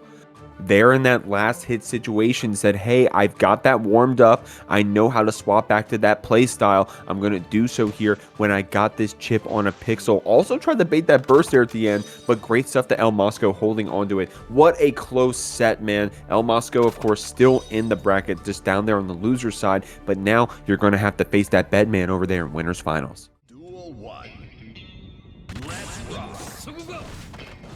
All right, here going for another top 8 qualifier.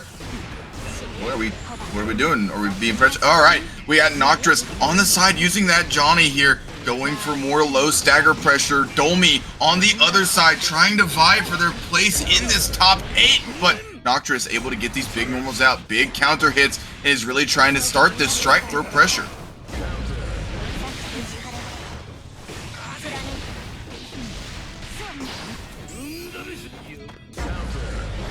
So, going in for more pressure, gets a big counter hit here, but doesn't end up getting a conversion off of it. Doelmy has the life lead, has the meter lead, but drops the combo. Going in for more pressure, more staggers, gets the big throw, and Doelmy able to take this first round. Noktriss getting this big meaty here on the round start, gets a big hit, and able to get these card pops set up. This guard crush here from Johnny makes for such insane pressure with just one resource, but Ram showing you what happens if you have resources. The S sword throw gets reversal supered, and Noktriss is back in the lead here. Able to burst though right there. Good stuff there from Doelmy. Has that tension spent up. Feeling pretty confident about taking this round with that burst. With that tension on the back foot, but Noktriss catching with that K Finder pop. Gonna make you hurt for spending that burst, because now we're going to this last round. Noktriss has that meter advantage. You know, that burst advantage is really important for a character like Johnny. Not only able to play into their game plan by getting that burst out, setting up the zoning, but Doelmy not afraid in the slightest.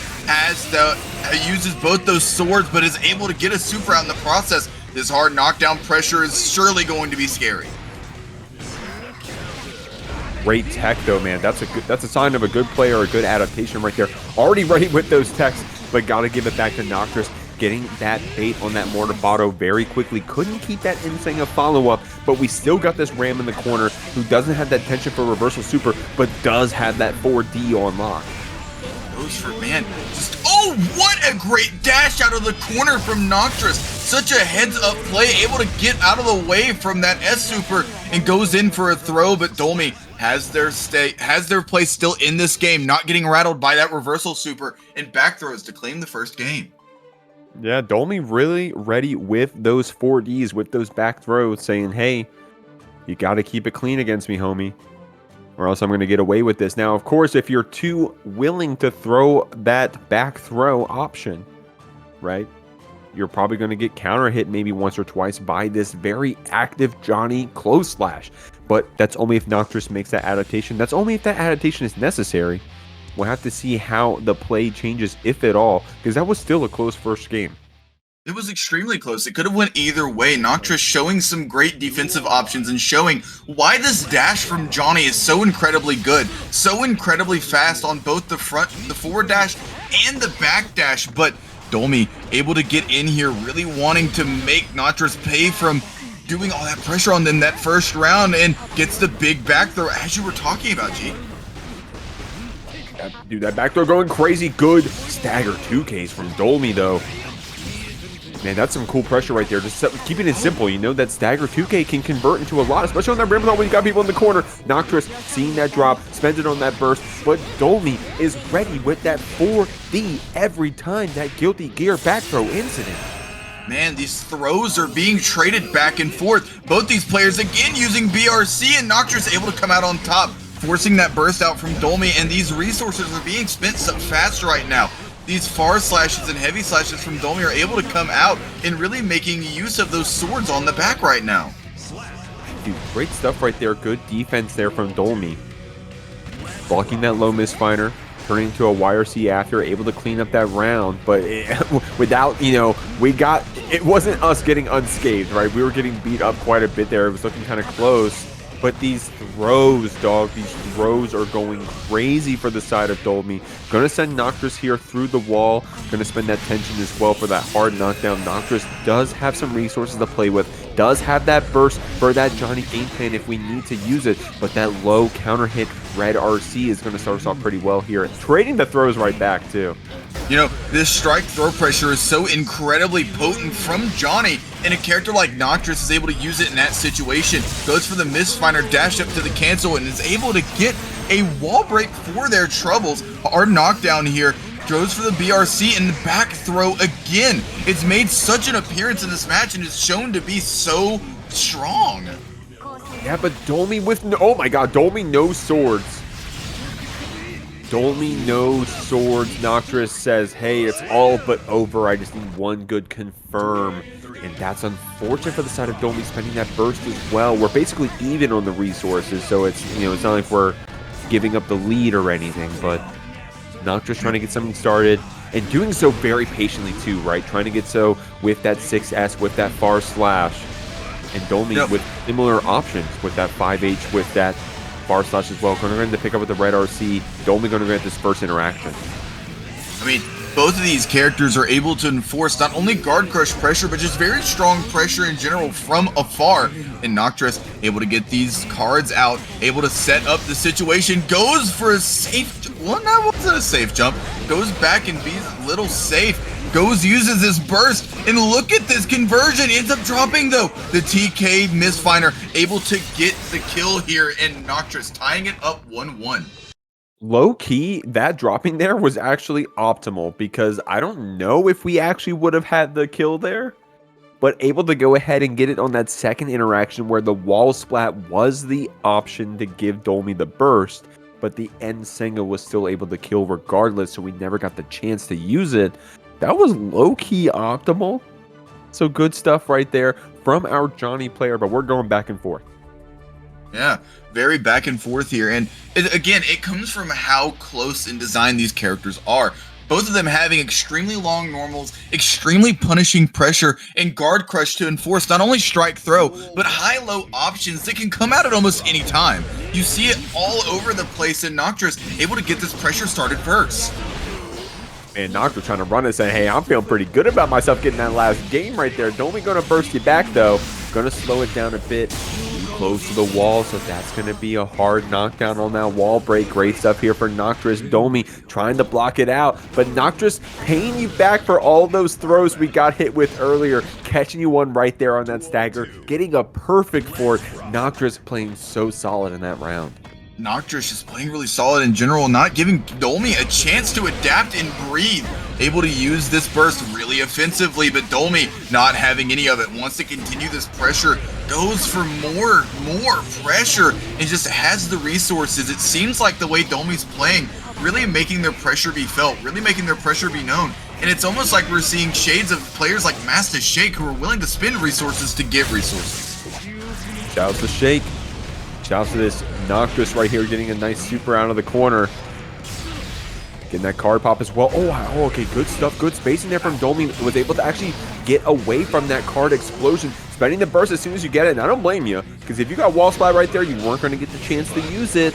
Only needs one more hit to go ahead and take out this Noktriss. Tries to do so on the stagger, but that means you give up a gap. And Noktriss, ready with that 50 tension, is able to use that reversal super, getting another game on the board. We're up 2-1. You know, Noktriss is just playing so, like, their play style is so mixed right now. Not only playing really passive and able to hang back and able to really make Doelmy have to approach them, which is so good for Johnny. Able to stuff out these pressures with long sequences, but also really able to ramp up the pressure and go in and get more mix and get more hits, and doing a great job at just baiting things out in general, using things like Nsenga to bait that throw out.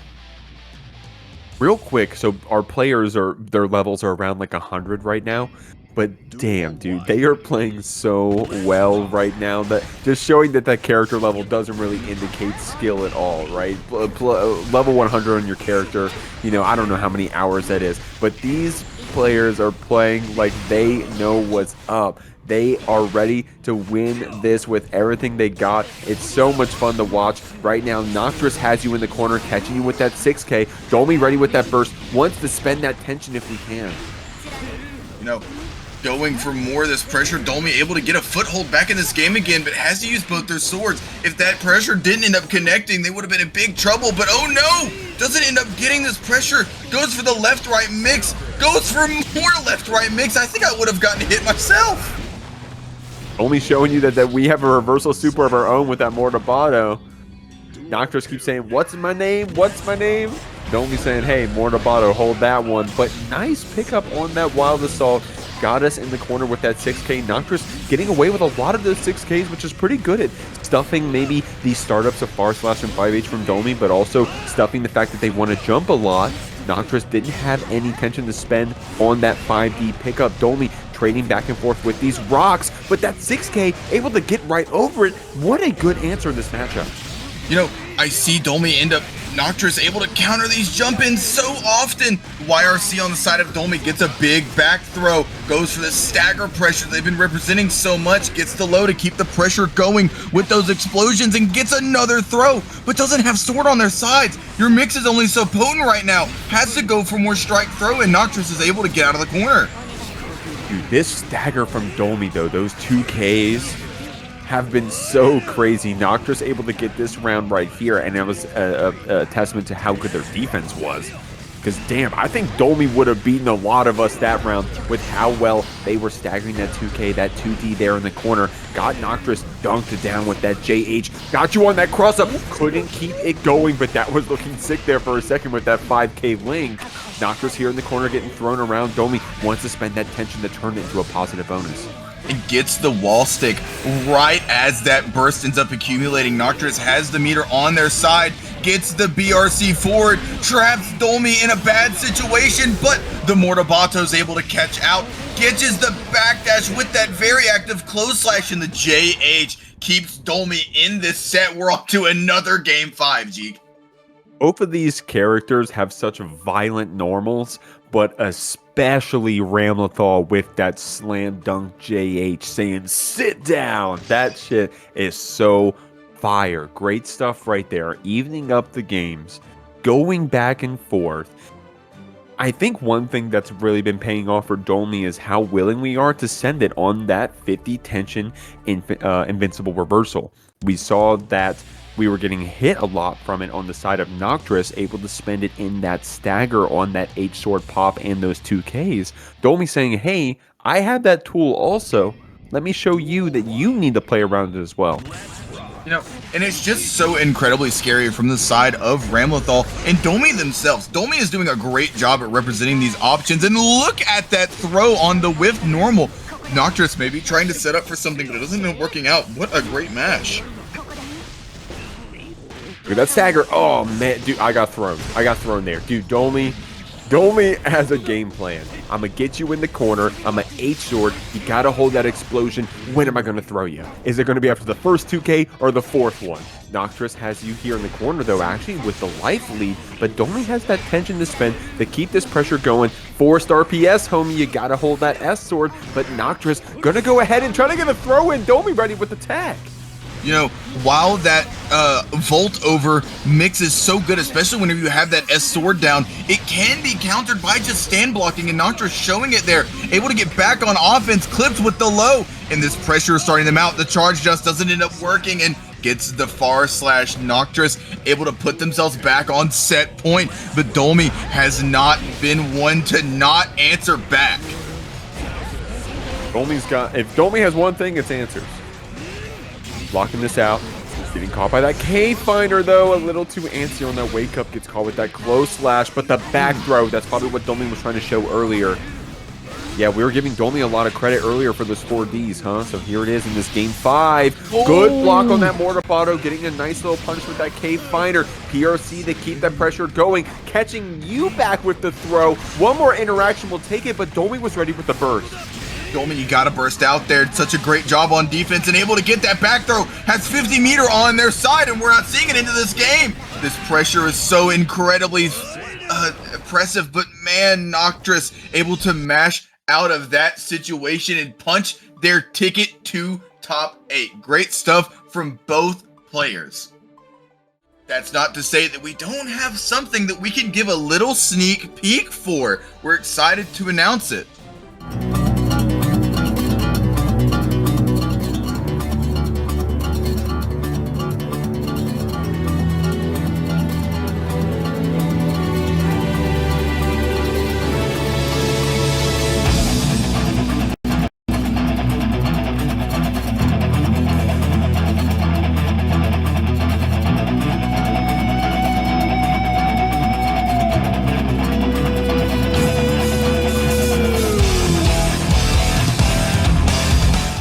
First game of top 8.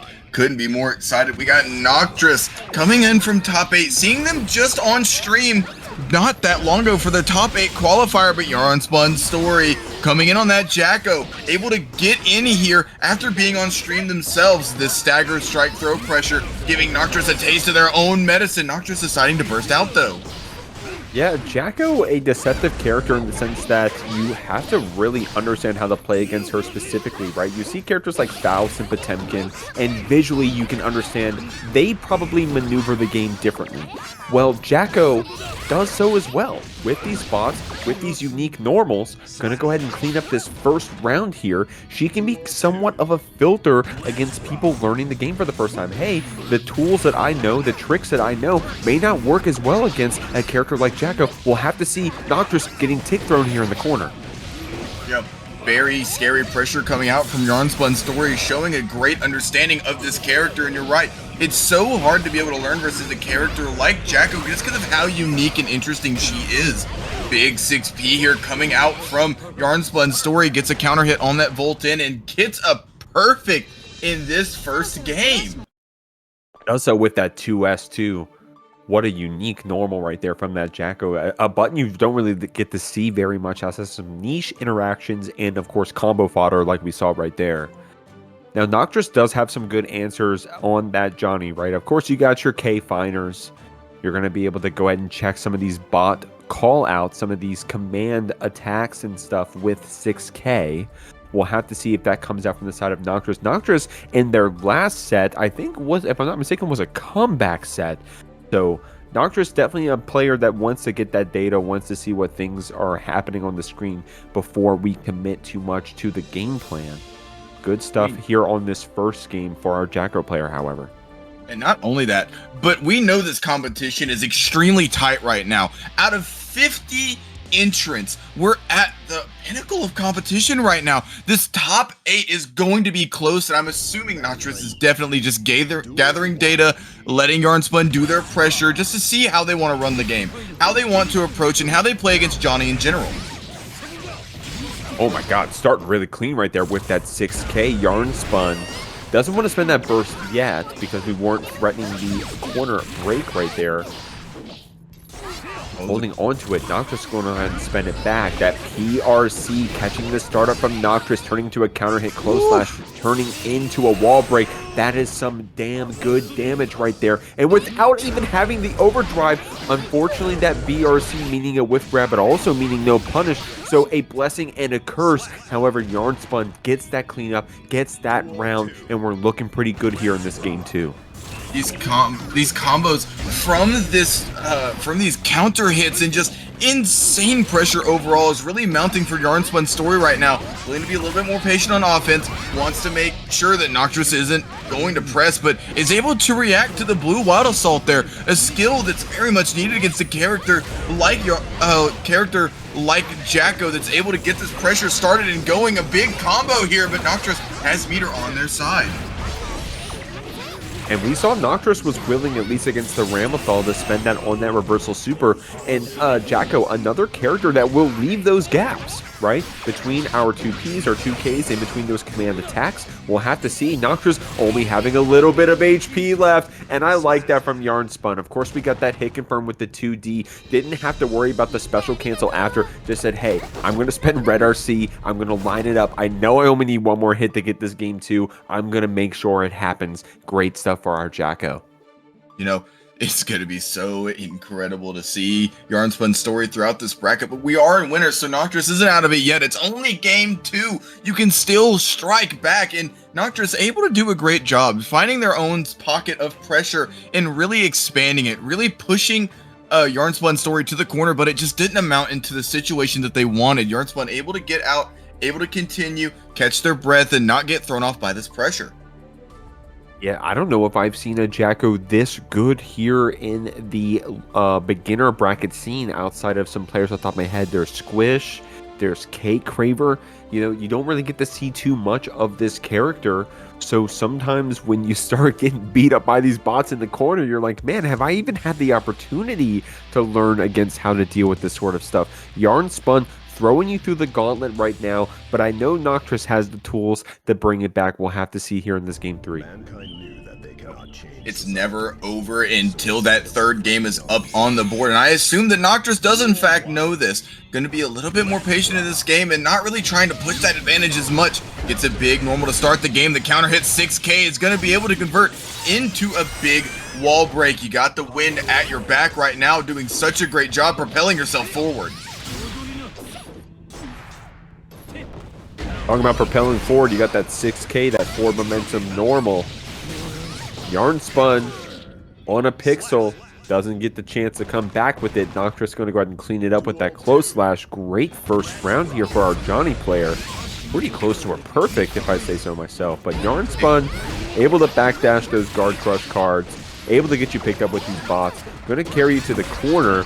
None of this mix connecting, though, because Noktriss has some pretty good defense, but you can't block forever. Going to go ahead and cancel that Elysian driver. Great stuff for Yarnspun here.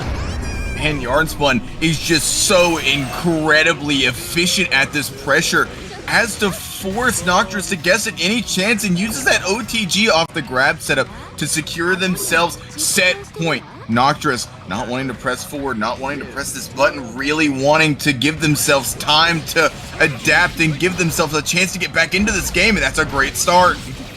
I mean, Noktriss doing a good job of using that 6K, by the way. You know, whatever Yarnspun wants to do, you know, press a normal, backdash, call a bot. Noktriss has the answer with that 6K. Oh, spending that gold burst. Wasn't able to connect, but is able to give us another chance here. Yarnspun trying to keep it going with that kick. Red RC, that bot delay is going to catch Noktriss and turn into a wall break here. Ukio, 100 meter for Johnny. We'll have to see if they can spend it. Yarnspun doing such a great job in pressure right now, but Noktriss just has that meter to convert into that air throw, and this is the shades of Noktriss that we saw win that set to get into top 8. Very patient, understanding of their pressure, not wanting to really push forward whenever they don't have to, but Yarnspun doing some great job on offense there. Did you see how patient they were in waiting to see how Noktriss respond? I think they were trying to gather data from that. Downloading that data. You know, whether we got Verizon or Comcast can change how fast we can get it, whether it's 1 game or 2 games, huh? But here we go, Noktriss able to get this game 3. Yarnspun, great stuff right there, checking with that 2K, saying, hey man, keep it true or I'm going to beat you up for it. Noktriss spending that burst right back, good air-to-air trade hit right here. Johnny getting in with that counter hit. PRC drift forward. I love what we were going for right there, but before I can even finish my sentence, back throw into tech. This is some crazy gear right here in this game 4. But look at that backdash from Yarnspun. Doesn't end up working out. Uses the 6P to not get hit by the Mistfinder on the approach.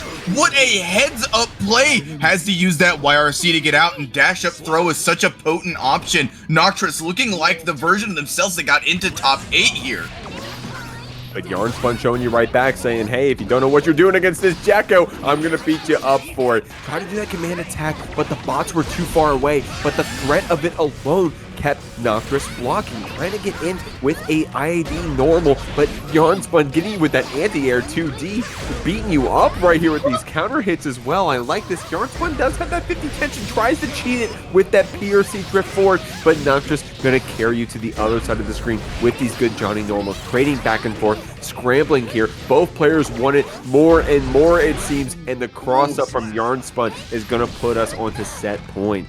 Yarnspun making their case to get farther into this top 8, known through winner's side, representing mix that they haven't done before. That ambiguous cross-up is really going to lead to some scary guesses here from Noktriss, but look at that 6K. It's like you were saying earlier, G, just understanding when to use this, getting big counter hits, but Yarnspunstory able to push to the corner, has the armor on the bots, and is able to really enforce this pressure. The YRC doesn't end up breaking them.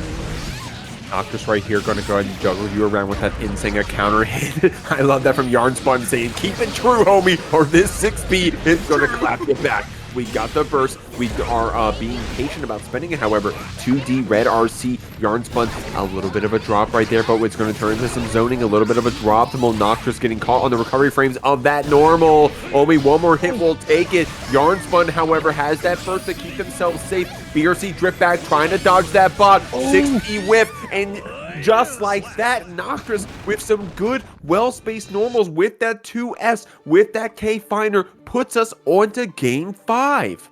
Did you see how insanely precise that normal was? It was almost like they turned that sword into a scalpel and was absolutely dissecting every single action that Yarnspunstory was trying to take.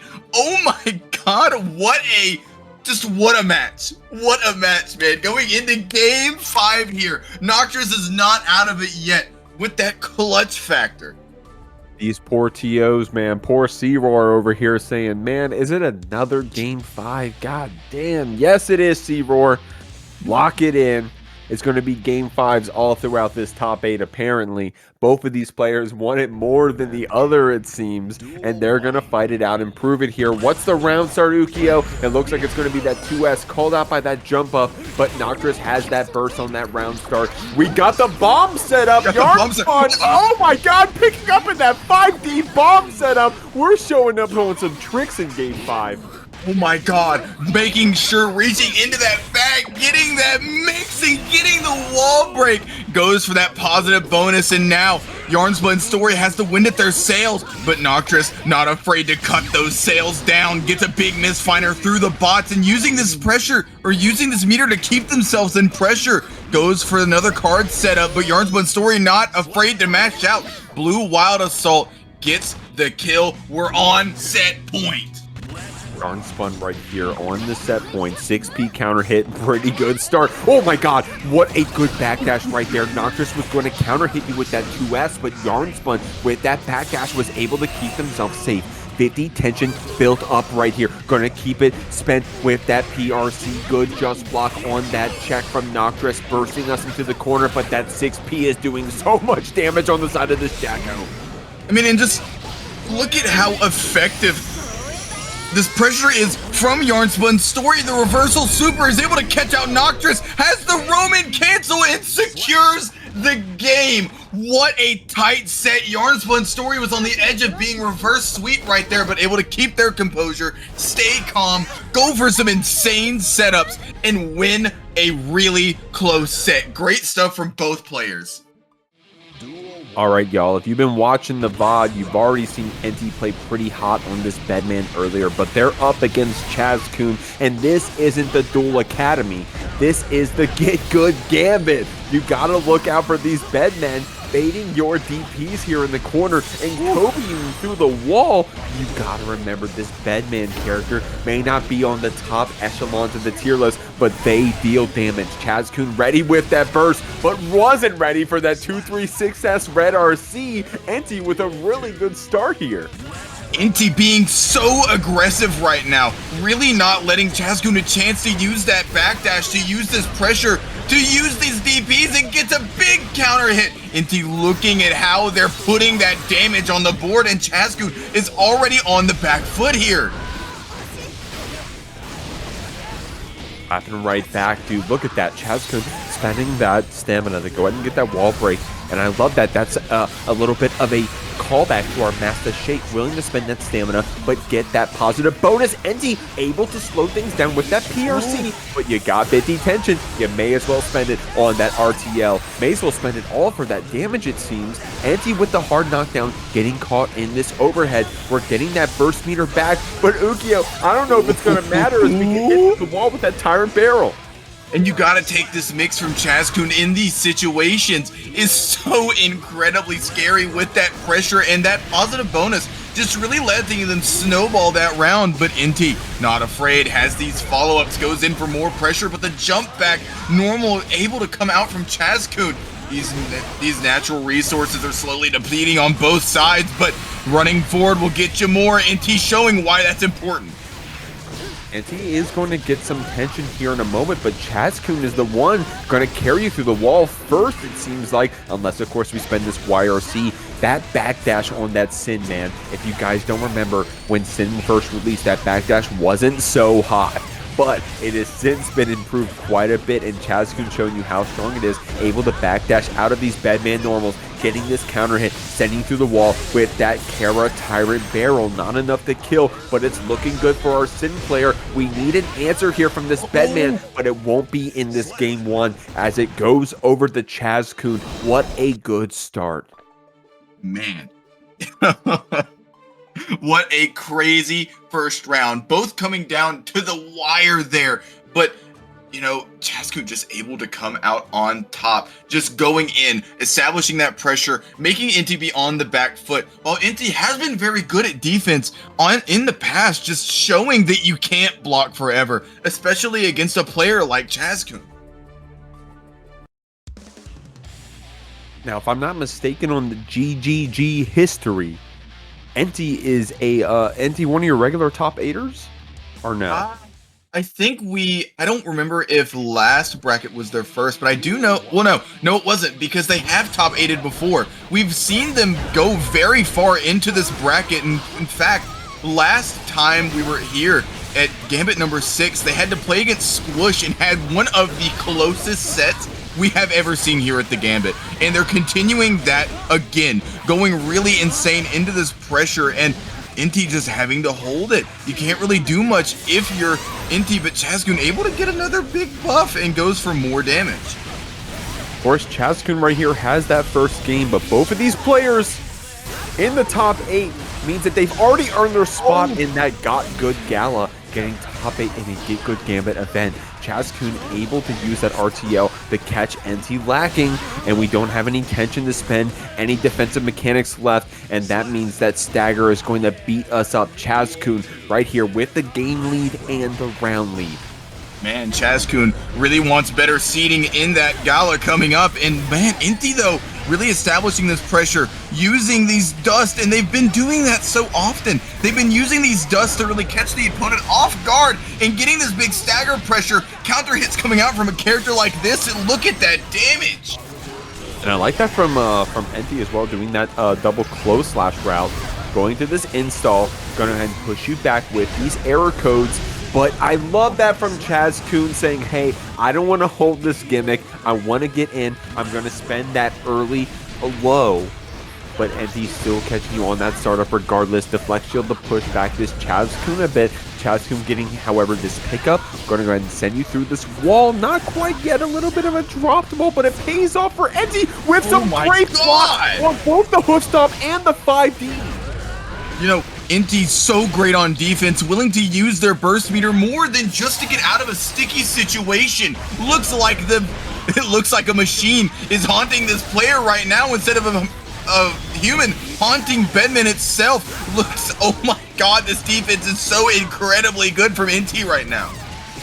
Now, Chaz-kun does have a lot of stamina to play with. We just got to get a chance to use it, man. But Enti's saying, hey, I don't want to play against you, bro. I want to pin you back. I want to needle you back, error code you back. I got projectiles. I got error codes. I don't want you to spend that stamina. I don't want you to spend that tension. I want to get you in the corner when I'm ready and catch you on this overhead. Only one more interaction will do it. Enti, can you get it with this overhead? It connects, and just like that, we're evened up, Ukiyo. 1-1. Enti just applying that pressure so incredibly well whenever they get the chance, using that first game as data, even though they were up at one point in time in that first game, able to come back to the second game, able to rein it in. And we have a lot of Enti supporters in chat right now. We have a lot of support from both sides, but Master Shake really showing their support for Chaz-kun right now. We love to see it. Cannot wait for more. Rolling up a bit, I see Anchored Prince, I see Squish, Izanami, Self, what's going on, Self, Mythical Entity, Judas, what's going on, Aether. Got a lot of people here in the chat coming out for here. Nephirim coming in as well. All excited for this bed. Let's go, Chaz, the dual Academy champion on that red Slifer school. We'll see what we got over here, Chaz-kun. Trying to get that low into the overhead, but Enti, dude, just too good at blocking, bro. Maybe we'll see some tick throws coming in from the side of Chaz-kun, because that's what you got to do against a player who is so good at blocking that high-low. Man, and this reversal super ends up getting caught out, and Enti's able to set up some pressure. The install does end up wearing off, and these resources are slowly dwindling, and Chaz-kun able to use his stamina, able to go in, has meter on their side. Tyrant Rave able to get the job done. Hard knockdown, and this deflect shield doesn't really change much. Man, yeah, good idea from Enti, but that's the thing about Guilty Gear, man. Our mechanics, our resources, they break the rules. So even though we got pushed back with that deflect shield, Chaz-kun was ready to spend that stamina to get back in. Enti zoning us back with these needles with those error codes, but Chaz-kun finally getting an overhead that connects. That's a little ballsy, right? Because Enti's been so good at blocking it and actually trying to get out of here in this corner, but Chaz-kun getting that punish on the 236S with that red RC, sending you through. It's looking pretty good for our Sin player. Man, Chaz-kun able to really get in here for more damage, and look at that conversion. The tip of the rope, it has the on their side, able to go up 2-1 in this really close winner side set right now. You know what's so violent about this map is that when you get knocked through the wall, you can just see like I'm so used to getting blown away on the wall like Lars Canyon and my body disappears. But here at the President's Arena, your body is right there in front of your opponent after you just got mixed up. So it's so violent on this map. Up 2-1. I like what we're seeing from our Sin player, but Enti, bro, that's another character you have to learn how to play against. Bedman, so unique. being able to mix you up with these frame trap specials, with these guard crushes, with these error codes, but also zoning you out when it matters. We'll have to see what is going to happen here in this game 4. You know, and anything could happen. Both sides are so aggressive in this matchup, playing very patiently, in fact, going with the opposite of what I said, but this TP comes out from Chaz-kun, has the stamina to follow up on it, continue this pressure, and forces Enti to burst out. And in that burst early can be to your benefit because it means that you can get it back in these earlier rounds. We'll have to see. Chaz-kun, however, spending all that stamina.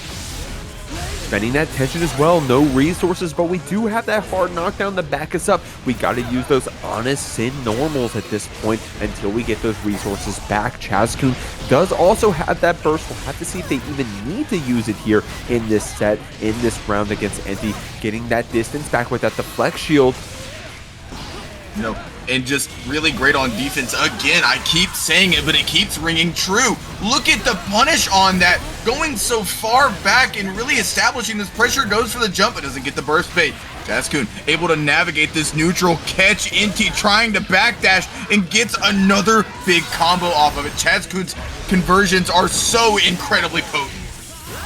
Hearts yelling in the wrong direction, unfortunately there against Enti because they chose the White Wild Assault. Trying to get something started with 236S, but Chaz-kun with that air-to-air, able to spend the stamina to close it out regardless. We're looking good. We're looking at set point all of a sudden, Ukio. Enti needs to get something started here from this Bedman.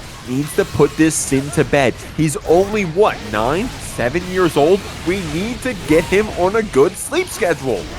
Come on, Enti, you gotta activate your trap card, and there it goes, able to bait that DP, gets a Roman cancel, goes for more pressure in the follow-up, able to break the wall. What are we doing? Are we normal summoning Ash here? Nope, we're trying to go in patiently. We want to play more stun playstyles. Alright, I'm done with the Yu-Gi-Oh puns. Enti right here trying to get that Daruma Canyon to put all of Chaz-kun's options into face down defense mode. But Chaz-kun right here getting counter hit all of a sudden. We're getting the Beard and we're going to the last round. It's still set point for Chaz-kun. We're still looking good, but our side decks are being evolved here, Ukio. And really reaching into that extra deck, trying to synchro fusion, make themselves a big comeback here on set point for Chaz-kun and forcing out the burst. Big 6P, able to get the big counter hit here, uses the meter to go forward and has these follow-ups to keep themselves safe. What a big hit! Goes to be patient for the DP, but Chaz-kun able to wait, able to take their turn back, able to really establish using these spell cards and monster cards to really negate that pressure. Oh my god, if only Enti can draw an Effect Veiler right now to turn off this stamina cancel from Chaz-kun, but we were ready with that red RC regardless. Do we have a ghost spell in hand? Can we get that top deck? Enti just needs one more good interaction, but Chaz-kun only needs one more hit. We're getting this throw established. Enti has to hold this close blast. Good blocks, holy shit! What the throw! Oh my lord, the throw, Ukio from Chaz-kun is going to move on through the Duel Academy, taking this set 3-1. Timmy here in this top 8 match on the Faust here in Doelmy, really playing patient, really showing how they've got here, wanting to make sure they're able to enforce their pressure. Took a loss to somebody like, what was their name? Took a loss, but not on their back feet yet. Doelmy here in pressure, but look at this sequence from Timmy. Gets the charge dust. It's the charge dust, not the follow-up after, but call that a drop them all because we get that Scarecrow PRC. Doelmy gonna spend that burst, but only into the block of Temi. Temi a little too confident right there. I need to remember my Faust inputs. I think that 2-3, what is it? It is half circle K is a thrust, and then DPK is snip, snip, snip. So a little bit of a drop right there from Temi. But Red RC Doelmy is going to pay off for this Ramlethal. We don't have the 50 tension yet, but we'll have it in just a second. Just as fast as I said so, in fact. But we didn't even need so. Flip Kick is going to go ahead and clean up that first round. But this Faust is going to be something that's going to be hard to fight, I think. Man, and just like the shades of what we saw in Doelmy's last match, these throws are really making a big impression. Back throw gets them pressure into the corner again. And man, I keep saying it, but it's something that's so important. Doelmy using these swords and really wanting to use these resources to continue this pressure, but look at this conversion from Timmy. Trying to keep us jailed back with that love. Dude, that... Oh my god, I was about to say the 6P was full screen, but then the more Roboto able to connect on that mix punish. Great stuff. And dude, Doelmy, I think I was giving the comments earlier saying, hey, that Ramlethal JH is so violent. Spending that burst saying, hey, I can confidently win this round. Or can you? Good run up 2K right there from Temmie, evening things up here. And in fact, we got the burst advantage. Is doing such a great job on defense right now, but there's only so much you can do against a player like Doelmy, and that's one of the things that you can do. Gets the big luck here, has the bomb at their feet, and makes Doelmy stop their pressure. Timmy's able to be patient and do whatever they want here with this kind of luck. Got you with that Afro applied. Catching you on that JK fuzzy right there. Oh my god, that was so messed up right there, Temmie. I normally see that in these high-level open brackets, catching people mixed up with that 5D PRC. But in this time, it's going to be Temmie in the beginner bracket. 5D PRC snip? That is so cheap right there. Dude, that was some insane mix. I know I would have gotten thrown there 100%. Yo, I think we all got thrown there. Of course, you normally see the PRC, the 5D PRC 2K, but Temmie right there with the 5D PRC haircut. Looking pretty good from our Faust player. We'll have to see maybe a 2P round start right here. Oh, but we're getting counter hit by that 2S. Doelmy with that forced RPS got you in the corner with that H sword. Temmie, of course, having that burst ready to spend to keep our play going, but the trumpet going to our opponent, paying off for them. I like this, staying aggressive with that 2H, with that 5K, and you gotta use those good anti-airs on Faust, right? That 6P has a bit of a dead zone, but you got your 2S, your 2K, your 5K. Oh my god, Doelmy said, I don't care what you got, I'm sending you to the wall.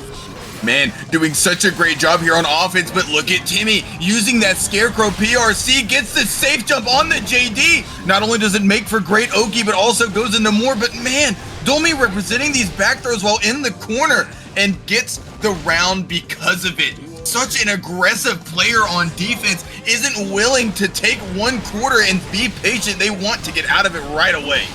Yeah, Doelmy said, hey, if that's not a counter hit, if you're not going to counter hit me on that Oki, you're getting back thrown, homie. I am pressing 4D, whether you like it or not. But right now, Temmie's got you ran down with that trumpet. I love that, keeping that mix safe. But we got you picked up in this bombo. We got you wall splat. Doelmy does have burst to spend. We'll have to see if they use it. Dude, gets the big clash here on the cancel. Doelmy trying to chase down, but it's just not working out. Using the burst, doesn't want to lose the momentum that they have so far. The reversal super comes out from Temmie. Normally, Faust would like to use that meter on other things, but we've seen Temmie and other Faust in this bracket represent it, but it doesn't end up getting the kill. Has the backdash, and Timmy's being so aggressive here. Doesn't want to let Doelmy get anything started. It ends up taking the round. That was a good item, by the way, that meteor. Arch just said, hey, Temmie really wants to win this game. Maybe we'll help him out. Good counter hit JS right there from Doelmy, but that banana item toss from Temmie keeps yourself safe from any follow-up. And dude, what a good job of that 2H, right? So Ramlethal, of course, having that burst up, having that 5, having that rock, and with punish tools, Temmie sent it to the wall right now. Good job. Temmie has that 2H. Good ERC. Enough time to build up that attention to that positive. We gotta keep going, but you gotta hold that pop.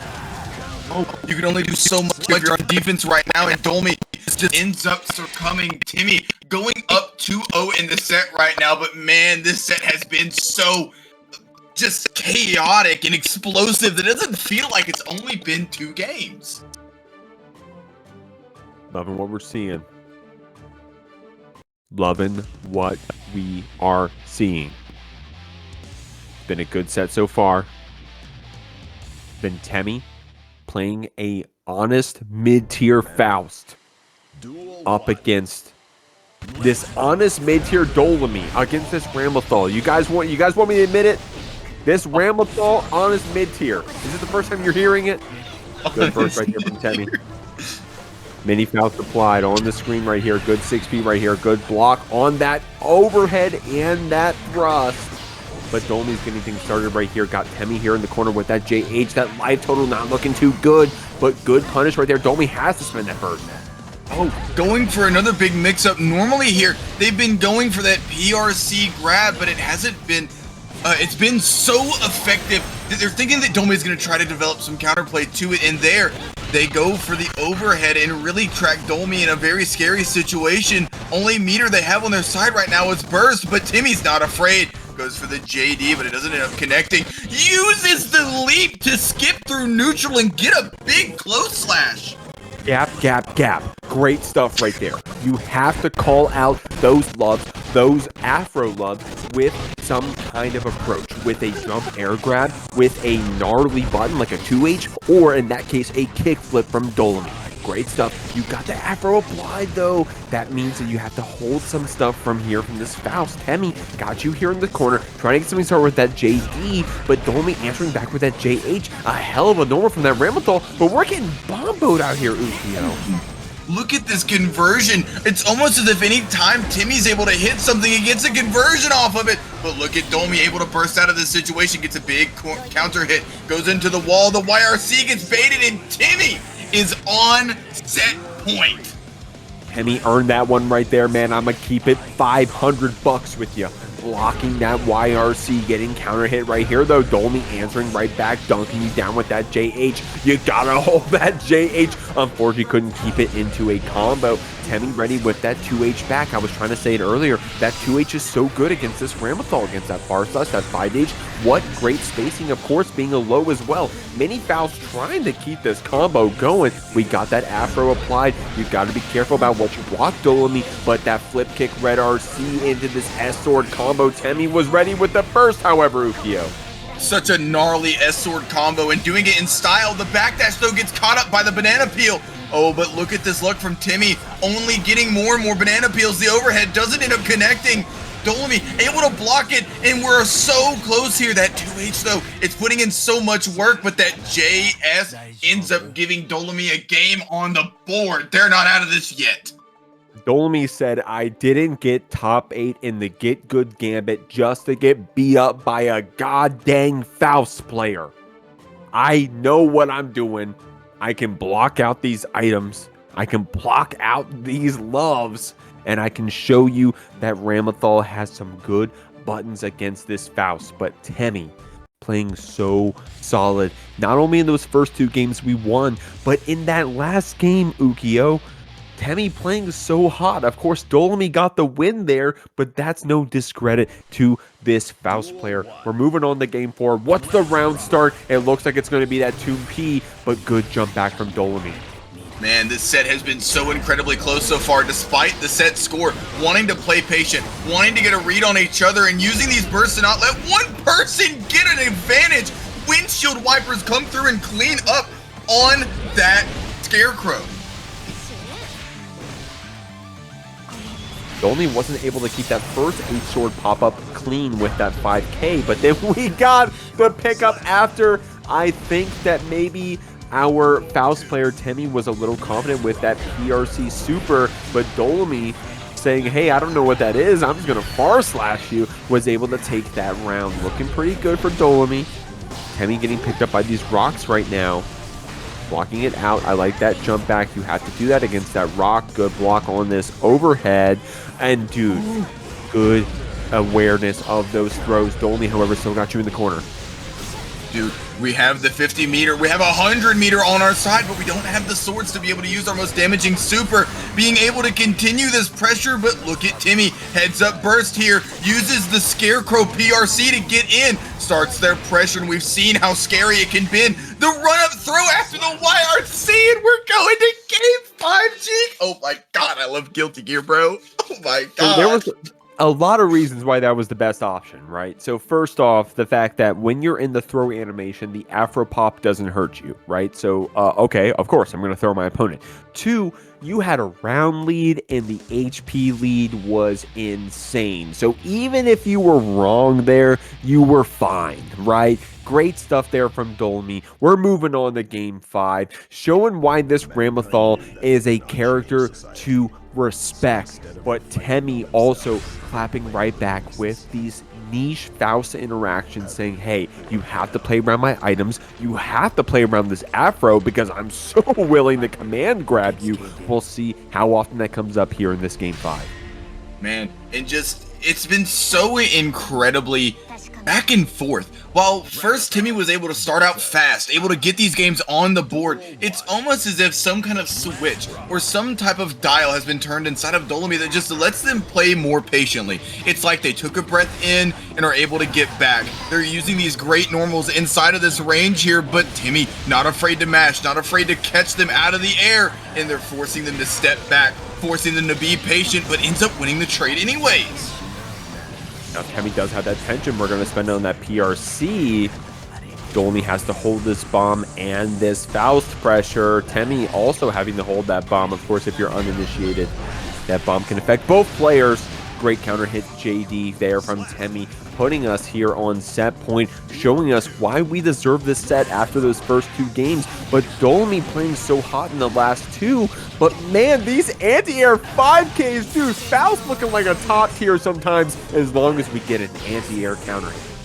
You know, any character in this game can win, but man, and some players make their character look like a top tier from how top tier their play is. That Scarecrow PRC chasing Doelmy down, and Temmie taking the set with a perfect, oh my god. A perfect and an Afro. Temmie saying, hey, I can wear that haircut too, and I can still take it out on a win. F-A-U-T. Let me hear you, chat. Faust my goat. All right, y'all, we're still moving on this loser side of the bracket, but there are no losers on the screen. You got Ubercheescake right here playing that Anji. Definitely a killer here in these types of brackets. Madalel wearing that Bato tag, trying to throw you around, trying to start off this round very confidently, but Ubercheescake getting that Anji plan started. If you looked at a snapshot of that first round, you then said, hey, maybe this Faust is cooking, but look at this. Ubercheescake already got you in the corner. You have to press that Abari to get back out. You know, in Madalel C, being another one of these Fausts in this bracket, so willing to be aggressive on offense and use all this meter, going for this and mixing this fuzzy situations, and Ubercheescake being so solid on defense, gets hit but finds a way to take the round. So unfortunate routing right there from Madalel. Went for that 6H for the optimal damage, but Ubercheescake catching you on that drop. You have to hold that Hoki of the mini Faust, and it's so tricky, man.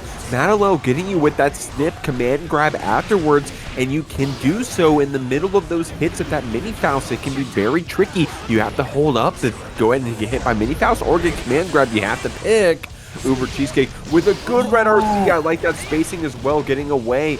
Oh my gosh, so much is happening, Ukio, so fast right here. And one of those things being Madalel C getting the burst, and look at that! Ubercheescake able to bait out that throw, gets the JD wall bounce, and able to take this first game. Madalel C sure is trying their best to make it close, but Ubercheescake able to take that first game. Great stuff right there, man. Great stuff right there. Madalel trying to really enforce that Faust game plan because it was working, right? Give some credit to Madalel. When we had Ubercheescake in the corner, you were holding Snip, you were holding Mini Faust, you were holding these very strong Faust options. You know, we were getting hit. We were getting beat up. But the moment we can get out, we can start spinning on you. We can start doing our Rekka, catch you with those overheads, start red RCing. Ubercheescake was coming out on top. Only one game on the board right now. We still got a few more to go regardless. You know, it's just, oh wow, we play the best fighting game, don't we? And players like Ubercheescake showing us how, going in, getting that trade with Madalel C, but Madalel C able to get that big throw, goes in for the command grab and avoids the bomb, gets the JD to ignite the hair on fire, and this conversion minded up for something. Ubercheescake decides to use the burst though. Madeline does have this 50 tension to keep that mix safe, and we go into the low after that. 2K is a unique low because it hits mid first, but we're still able to turn that into mix. We're still able to close out this first round. Madelel with some really strong Faust play right there. The burst is basically even at this point. Ubercheescake will get theirs first. Checking on that 2P, great stuff. Madelel on that round start, blocking that Nagiha as well. But you gotta be careful about options like J2K, because the spin, but Ubercheescake clapping you back with that charge dust, with that unscaled damage, has that 50 tension built up. Gonna turn that 2S into a gnarly corner carry, if not a kill, Ukio. Oh no! The 6P is able to end up catching out Ubercheescake, but Ubercheescake using that close slash, able to mash on that pressure. Man, we've seen these charge dusts be thrown back and forth by everybody today. In Madelel C, doing that jump in, throwing out this afro, getting more of these items on the screen, and Ubercheescake is stuck in pressure. There's only so much you can do here, and they find a way out somehow. Yeah, but unfortunately that bomb paying off for the side of Ubercheescake, where Madelel was the one who threw it. Tension is even on both sides, but whether it's Hoki or whether it's Ubercheescake, if you're playing against Anji, you gotta look out. Oh my god, Ukio, I actually have no idea how that air throw whiffed, how it went to the opposite side. Madelel used that burst to keep it going. Throw RC, we have it ready for the next interaction. Looks like the snip and sip will take it. That got really scrambly, but regardless, we're evened up 1-1. Man, look at how close that life total was. It mirrors how the set has been so far on both sides. Ubercheescake trying to throw out that parry, but the awareness from Madelel C to know that the Faust is going to trigger that parry, so they might as well be safe. They might as well not get hit by it, and man, such close sets. Going into this third game here, this is anybody's set right now. I mean, it better be, right? We're getting up here into the top 8 of the Get Good Gambit, right? You've earned your spot up here in top 8. That means that regardless of what character you're playing against, what player you're playing against, you're going to either win or keep it close. So I'm happy to see that we're evened up 1-1 so far. Madelel getting the good start here with that mini Faust throw. Try to catch you with that snip, snip, snip. But Ubercheescake was ready with that backdash. Madelel said, hey, you can't backdash all of them, though. You know, as I said, Madelel C is a player that just love these throws, and they're working so well for them right now. Gets hit with the low. Ubercheescake gets a big combo, JD wall bounce, and we see these Anjis so consistent with these bread and butters that do so much damage now. You have to be, man. If you've got those open to your characters, if you haven't labbed those out, if you're not ready to execute them, then what are you doing entering these brackets? You gotta be ready to use those combos to get that damage when you need it. YRC to give yourself another chance here, trying to get this last hit here against Madelel. The 2K gets that pickup. The overhead cleans it up. Great job, Madelel, but that round was looking so close. You know, and of course it would be so close, especially in a matchup between two players like this in the Get Good Gambit. Big stab here coming out, but it gets spun through. Ubercheescake able to continue this pressure, goes in for more, gets the overhead, but you can't combo off of that in that situation. Back throw, we've seen it time and time again, and it's playing such a big part in this tournament, not just this set. Ubercheescake didn't get that jump in right there, but it was on the mini Faust, which meant that we got our pressure then nullified. Tried the backdash right there, that mix, but got caught, and the trumpet came out. Oh, a little too plus on that snip. The chat is saying we got the grappler Faust out here, but it looks like it's to their disadvantage, at least in that interaction. Great punish right there from Ubercheescake. The rounds are even, the games are even, the burst is basically even. We'll have to see who takes it. One of the main things that isn't even right now is that wrist bar slowly dwindling down, but a big counter hit coming out from Ubercheescake, but the combo ends up dropping. You gotta play neutral versus a character like Faust and a player like Madelel C going in for more of this strike throw pressure, and the parry comes out, but it gets thrown. You gotta throw around those Anji specials, man. or else you're not playing the game. You got to keep your eyes open. Great stuff right there from Madalel, catching you with that snip full screen. That Scarecrow PRC is a hell of an option. Unfortunately, tried to do the after that spin, and that Afro Pop punished you for it. Great stuff right there, Madalel. Looking strong here against Ubercheescake, but I've been watching this Anji before, Ukio. We both have. We've seen how strong this Cheesecake plays. We've seen how strong this Cheesecake plays, even from a deficit. So I'm excited to see how we're going to move into this game 4, what adaptations Ubercheescake is going to make, and if they can take out this titan of a Faust. You know, I think Madalel C was very patient there on that run up, seeing the spin, but knowing that they have the ignited hair, that even if they went for a follow up, that they were gonna get killed for it. But if they didn't, they were there ready for that grab. What a heads up moment from Madalel C, and just rushing in again, getting this grab and really making that spin nullified in this kind of matchup. Madalel trying to get some sort of that J2K, but Ubercheescake catching you back with that counter hit. That 6H lets us get a couple item throws. God damn, we got 3 right there, and some good ones too.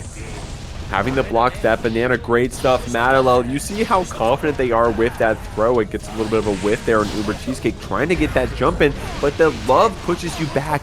This Faust character is so unique, has such unique specials and normals. The tools of the trade that you're used to aren't going to work here. Ubercheescake trying to get a hit, does so with that counter hit far slash, but you got a banana here on the screen. Man, these lows are constantly connecting here for Ubercheescake. These overhead low mix from that Fujin and that spin is so incredibly potent that you gotta guess. It's so hard to react to, even if people say it is. Counter hit, close slash. This looking like a cheesecake round all of a sudden. I'ma keep it a buck.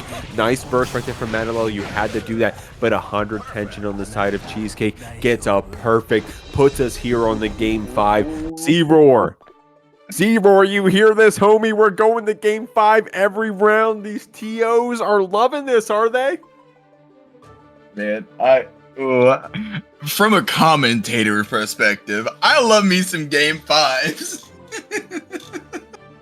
I love me some game 5s too, especially so I don't get to see Madalel over at the beginner brackets that I'm a part of, but of course I'm gonna show my bias. You know what? I'll let it leak. I'll let it go ahead and bleed through. This Ubercheescake deserves a run of the lifetime. Playing on this Anji, playing so hot. This isn't even their main game, by the way. In a 49 entrant bracket, you'll round that up, 50 entrants, right? Ubercheescake here in top 8, able to earn their spot. Dog, I need to see some Cheesecake results. They've been playing so hot, and today may be the day unless Madalel has something to say about it. And Madalel C has been doing such a great job at countering this really solid Ubercheescake game plan. But man, Ubercheescake able to claw back, really making these run-in attempts from Madalel C null and void, but they're getting this pressure of their own, using these needles to reset the situation, forcing out the YRC. Oh my god, that pickup right there from Cheesecake. Ukio, we're here on set point. Madalel trying to get in with that JP. A very unique looking animation, trying to get you on that counter hit close slash, but that close slash OS caught you on that backdash. Good blocks here from Cheesecake. Trying to 6B right through, but didn't special cancel. So Madalel, who up here seeing their throws, by the way. That conversion was sick, throwing up the item, hoping that it would hit on the way up and gets the wall stick on the way down. It just happened to be the TNT, or it happened to be the 1,000-ton weight. But oh, look at this, Ubercheescake able to push through the wall, gets the Fusion hit on the BRC up, and Ubercheescake has such a lead right now. Madalel C has to burst out. You have to be careful against that spin, man. You saw Ubercheescake right there, spinning right through the thrust, and catching you with that bar slash on the wake up. Ubercheescake with a comeback, right? Great stuff right there, our Anji player. going to go ahead and move on 3-2 against Madalel. But man, what an awesome set we just saw. We're moving on through losers here. We're deciding who's going to move it on through this Get Good Gambit. Of course, everyone you see is already qualified for the Got Good Gala. Shoutouts for that invitational. But coming up is Enti versus Temmie as Temmie spends that burst after that counter hit, trying to get things started with that JD. You got the Lila there. Crouch full screen while that mini Faust is crawling up around, but Enti gets this next hit, gets you carried to that corner, and uses that red RC for the wall break. And pushing through the wall, getting the positive bonus. Both of these players can use it so well. White Waddle Soul ends up getting blocked, but no punish. It's minus, but not able to be punished from that range. Pushing into the corner, has this follow-up to make it safe. Uses that YRC. Resources are getting locked off of the board. Back and forth. That JD tries to go, and we're back to this patient neutral. Patient neutral, but look at how fast these projectiles are coming out, trying to keep that Scarecrow cheap. But Enti has got you clapped back with that pickup. Great stuff with that 2H. We're going to this round start, going to go into a jump back, White Wild Assault to keep that going. Great stuff here from Enti's got you in the corner with these error codes, Ukyo. I don't know how to block this stuff, do you? Hey, there's only so much you can do. It's mostly mids on those error code follow-ups, but the pressure that ends up coming from Bedman is high, low, can be left, right. It's like Zato with Eddie. You think that Delilah and the Mini Faust would fight? I think that a unique animation between both of them would definitely be a little bit of eye candy. I would have loved to see that. Maybe some Mini Faust taking away some Delilah meter. But Enti saying, hey, I don't know what y'all are talking about in terms of flavor. I'm taking this first game. I'm trying to move through this loser side of the bracket with this Bedman, despite being a beginner. You know, not gonna lie, I kind of forgot this was a beginner bracket. But going in here, man, both of these players playing to their heart's content right now. They're having to grind so hard for a chance to get into this grand final set, and they're so far away, yet how they're playing makes it feel like they're oh so close. Well, I've liked what I've seen from Temmie so far. Definitely playing a hell of a Faust. All of the Fausts we've seen today have been really awesome. Enti, however, taking you out with that dreamlike reality. Playing super hot on this Bedman. And now these are characters where, like, you know, there's no excuses, right? You play against a Bedman, you play against a Faust, it's okay. They play the game differently than my opponents normally do. I have to learn how to play against them. Well, if you play these characters and then you're playing against them, it's almost like a pseudo mirror match. It's like, hey, we're playing a different game than the typical Guilty Gear Strive. I have to learn how to adapt around that. Temmie has Enti in here in the corner, getting around that deflect shield, holding that trumpet, but that 236S red RC gets the burst from Temmie. We've seen Enti use that Roman cancel to be able to get side switches in that situation, and Temmie not really wanting to have it. Goes for the low, gets a big counter hit. Temmie doing wonders right now on offense. Enti trying to get their way out, but counter hits after counter hits. No! The snip doesn't let them break the wall! On hit J2K. Or was that J2 or was that JK? Point is that we got the kill with that command grab. Good stuff there. Temmie shielding us back with the JH. Enti turning in with that 2H. Getting us with that Kobe full screen. And zoning us back as well. You got to do that against a character like Faust, right? Faust wants to do these long-range normals, these long-range item throw setups, but Bedman has that very fast projectile, has these error codes that can cover a decent part of the screen. Enti doing a good job of using that. So heads up, going in and using that PRC to continue their way forward. Gets the grab, sets up for pressure, breaks the wall, still has the follow-up on their side, uses that YRC, wants to delay the follow-up. No meter on the side of Temmie, can't PRC the Scarecrow there. Versal Super comes out, but it got baited. I love that very confident punish right there from that 6H. The RC after the pickup of the follow-up of the thrust. Definitely made a weird interaction right there. Enti only needs one more hit, can do so with any projectile at this point. But Temmie doing a good job of blocking, try to keep it going with that PRC right there. Enti only needs one more needle and ends up getting it. We're evened up in rounds, Ukio. You know, they're trying to play so far apart from each other. They're trying to read and absorb. I mean, again, this is only the second game of the set. And Enti taking this very zoner-like approach, and Temmie able to throw out these items, get these hammers full screen, but we might be going in for more mix. Wants to keep their space. Anybody can get in here. Enti gets in with that 2-3-6-X red RC. 5D gets blocked by Temmie, gets the punish with that 5H. You gotta hold that thrust, homie. And the mini Faust on the screen. My little man, where you walking, homie? Where's that little goober going? White Wild Assault gets that counter hit. Enti's got you in the corner. Eriko gets that pickup, gets the wall spot as well with that frame trap special move. Enti looking pretty good here. Man, Enti breaking the wall there, getting the follow-up on their side. Gets the big sweep, tries to go for more pressure. Put the YRC out, gets the snip, snip, snip. And have you seen a bed with an afro? I'm seeing it right now. Oh my God, that deflect shield getting punished by the 100-ton weight. Temmie right here, evening up the games, looking pretty good with these item throws here against this Bedman.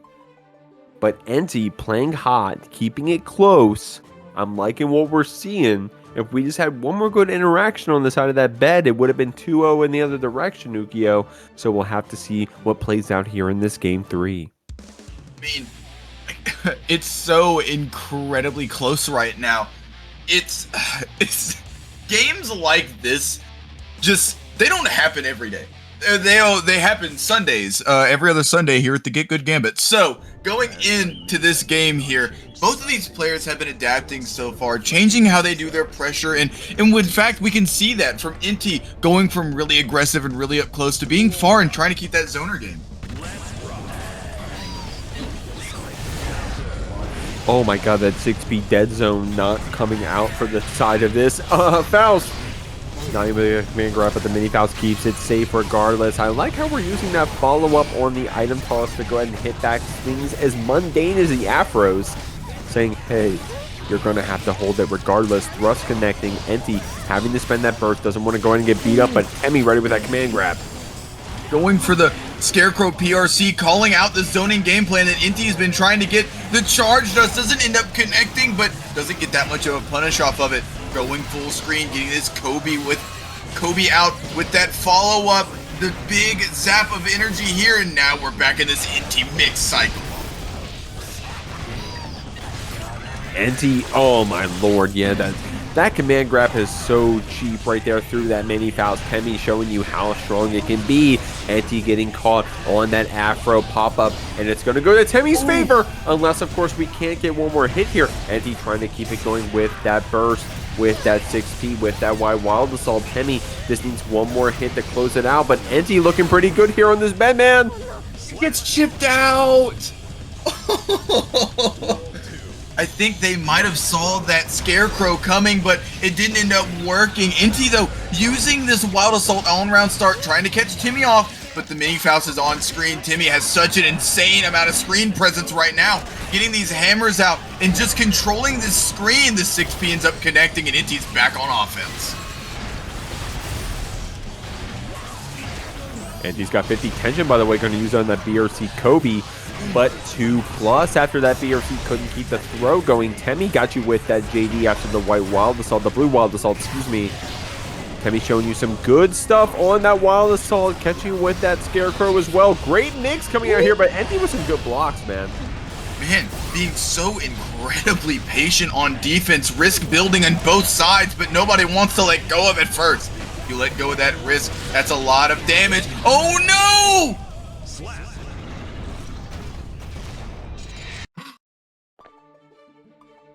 I don't know what to say, man. Oh no, indeed, right? Oh no. Oh no, indeed. Oh no. How we living, chat? We having fun watching this one over here. Watching this Bedman, watching this Faust. You're never going to see this in some top 8 of TNS. I'm going to keep it a buck.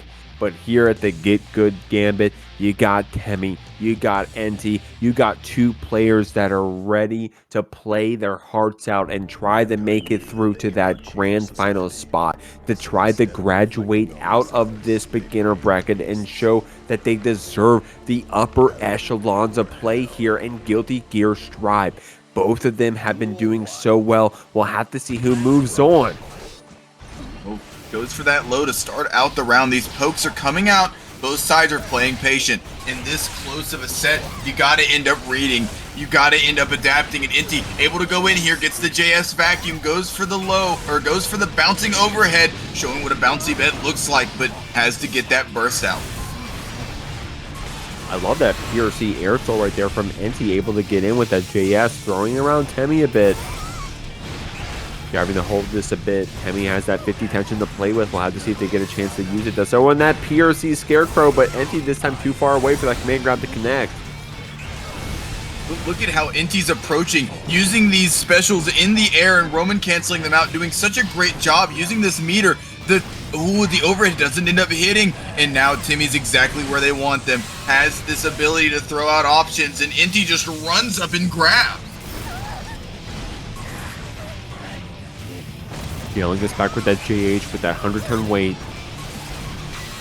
Enti trying to needle us back with those error codes. The JS finally connects. Takes that round. But it was a long fought one there, Ukio. Temmie trying to get something started with that overhead with that thrust, but Enti needling us back, trying to get that wide wild slot connected. But Temmie, on top of us using a wild slot of our own, to throw some items to keep us in this corner to beat this bed up. Oh, and look at that! While Enti is able to pick up that horn that gets thrown by Temmie, Temmie routes around it. What a heads-up play. Has this wild assault on their side, pushing more into the corner. This probably won't end up killing, but it doesn't end up even connecting. Gets a big close slash, forces back into the corner, but Temmie has those resources on their side.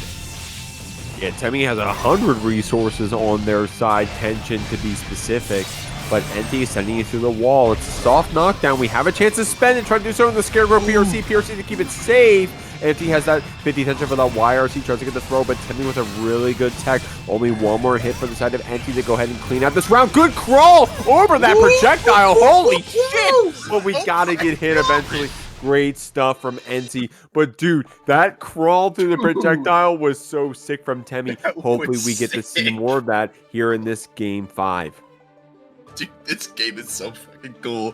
I'm sorry, but oh my god. Just, oh wow, they're able to crawl underneath the projectile, but as you were saying, Jeek has to get hit eventually. It's one of those things where Enti's just applying this pressure, poking you out from full screen. You don't have the meter to be able to avoid the neutral, go for that PRC on that Scarecrow and really close in.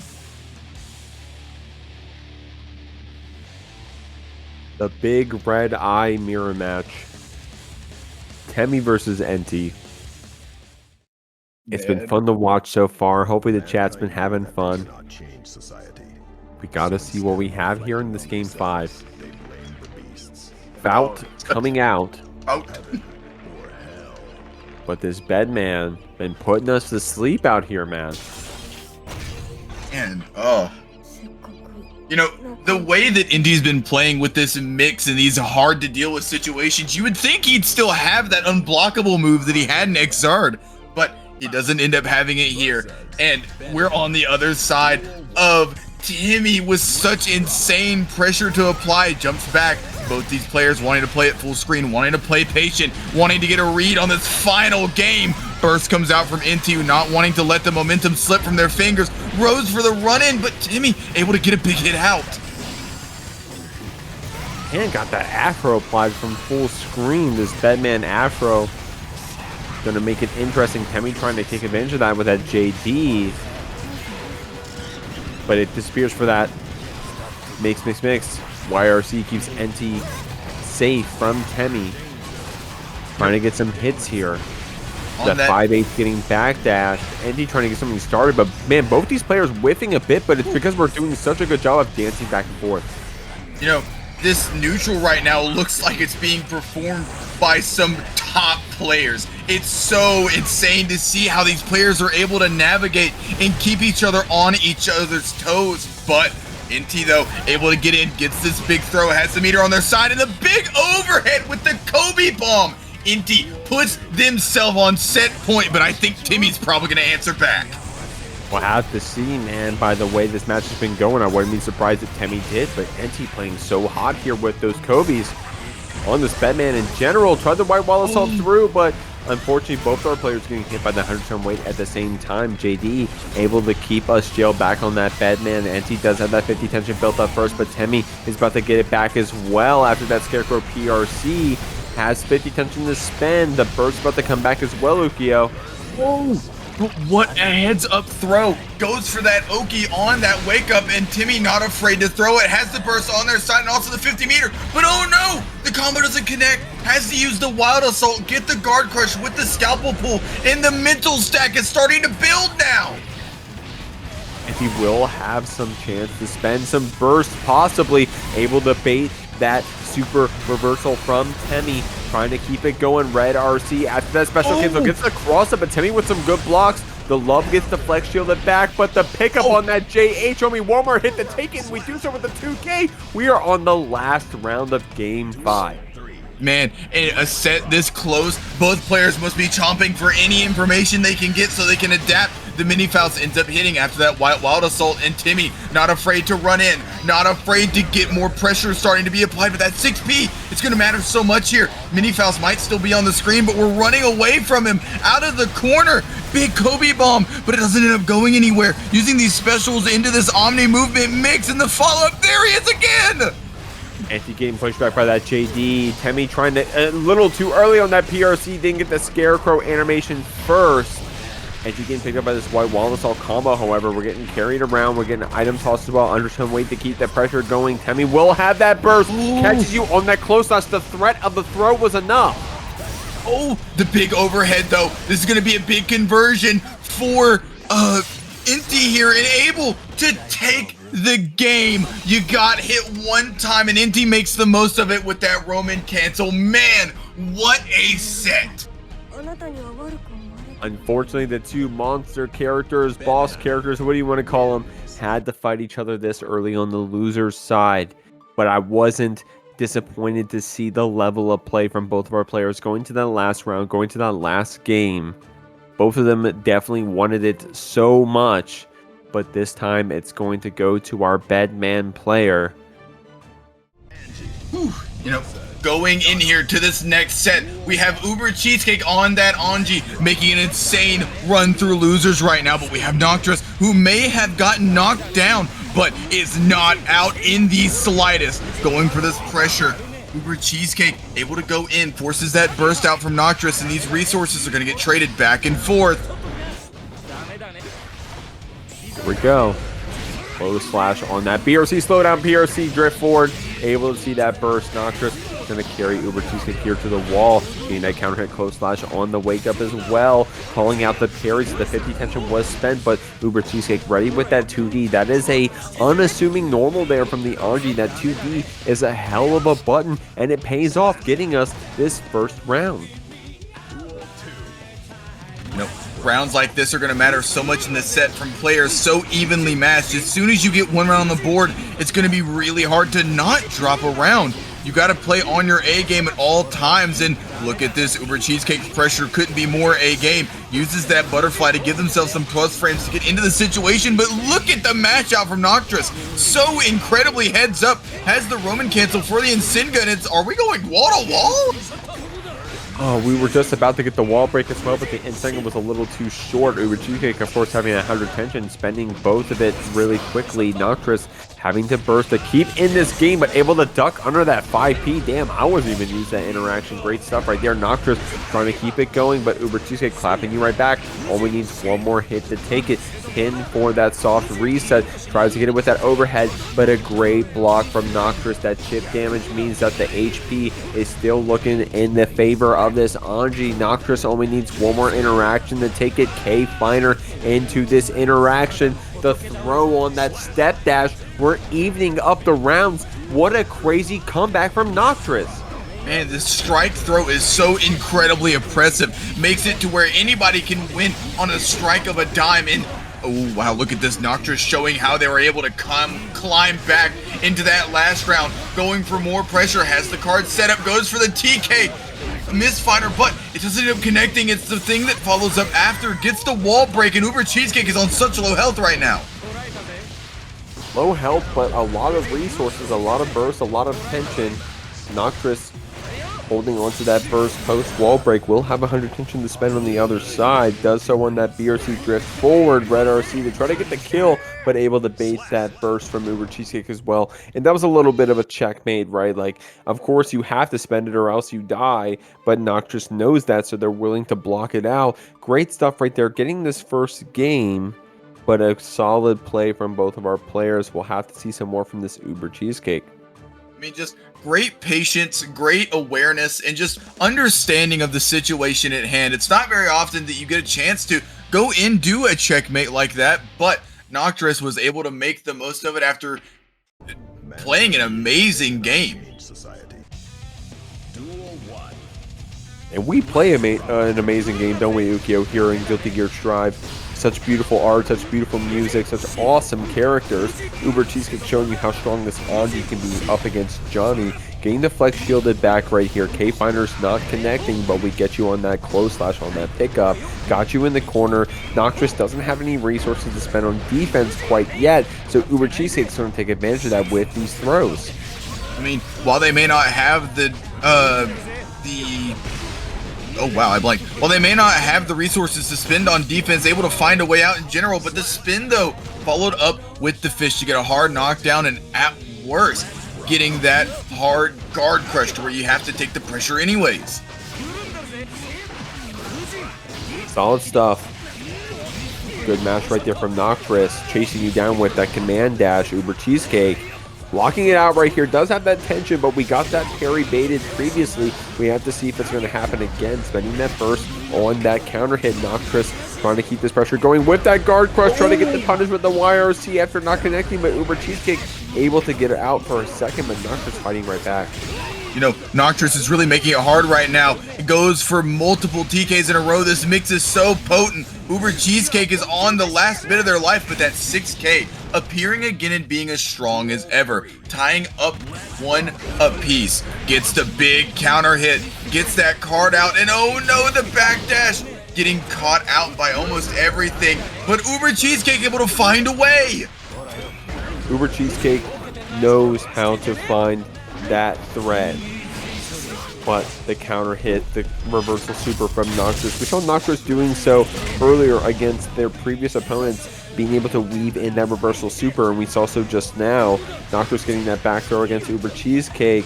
The rounds are even, but that stun dipper at home gets us in on the side of Ubercheescake. Red RC, Noktriss saving that burst until the moment's notice. You know, Ubercheescake trying to return the favor on these burst baits that's happened so far in the set. Has to burst offensively there. Doesn't want to give Noktriss a chance. Gets a big counter hit into the low. Gets the 50 meter and is gonna get the kill. Noktriss ends up losing this one, and Ubercheescake ties up the set 1-1. That was so fire from Ubercheescake, by the way, because that last hit built up the tension that we needed for that red RC to go ahead and finish it off. So Ubercheescake paying attention to that meter, paying attention to how much they needed to get that round win, able to even up the games, playing pretty solid here against this Johnny. We'll have to see if they can do so to keep moving on through this loser's bracket. You know, there's so much to do in this kind of a matchup. So many changes that need to happen throughout the course of a match. And you know what? Both of these players are doing really well on those fronts. It's only been 2 games so far, and the tides have changed and swayed back and forth multiple times within these games alone.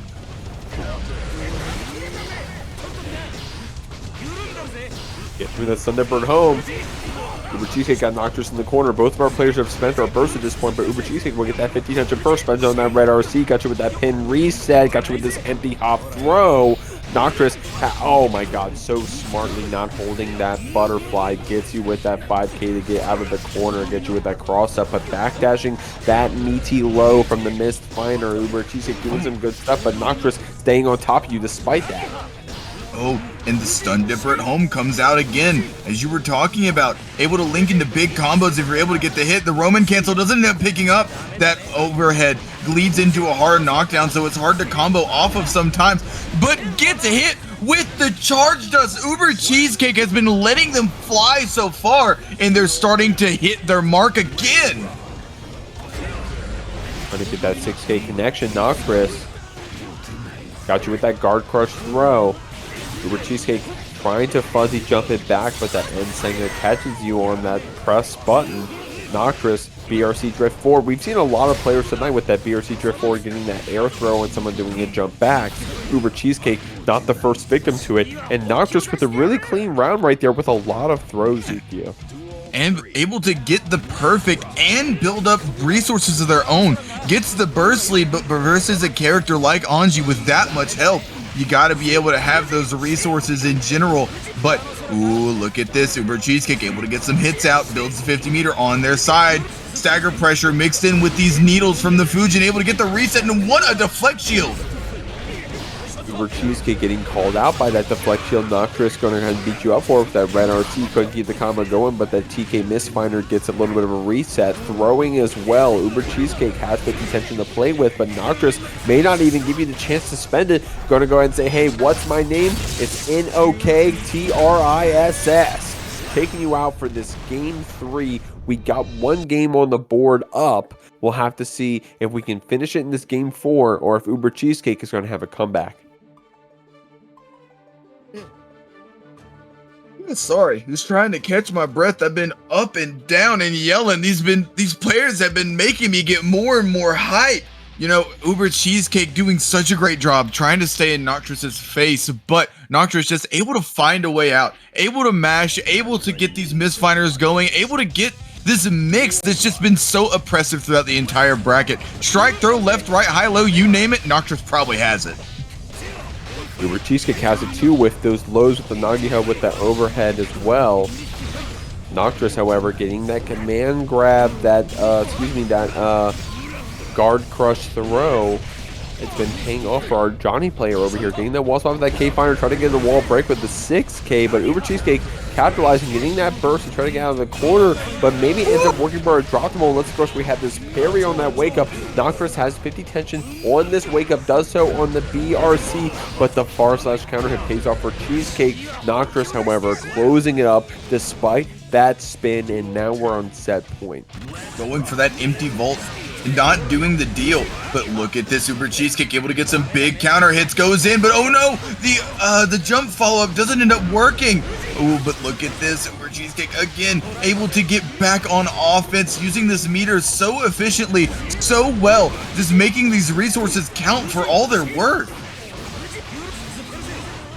Red RC to turn this one into possibly a wall break here for Ubercheescake. Not enough to kill, but I can't even see how much HP is left. That's how small that pixel is right there, Ugio. Chat, can you tell how much HP Noktriss has? I don't know if it matters as long as it's not 0. Ubercheescake has to fight this back, needs one more hit to do so. Special cancels that aren't FD'd will take it, but right now Noktriss clapping back. Got you with that TK finder, but not enough to connect. Good blocks from Cheesecake. Far slash able to keep us in the game. Set point still for Noktriss, but Ubercheescake needs more than that to win this set.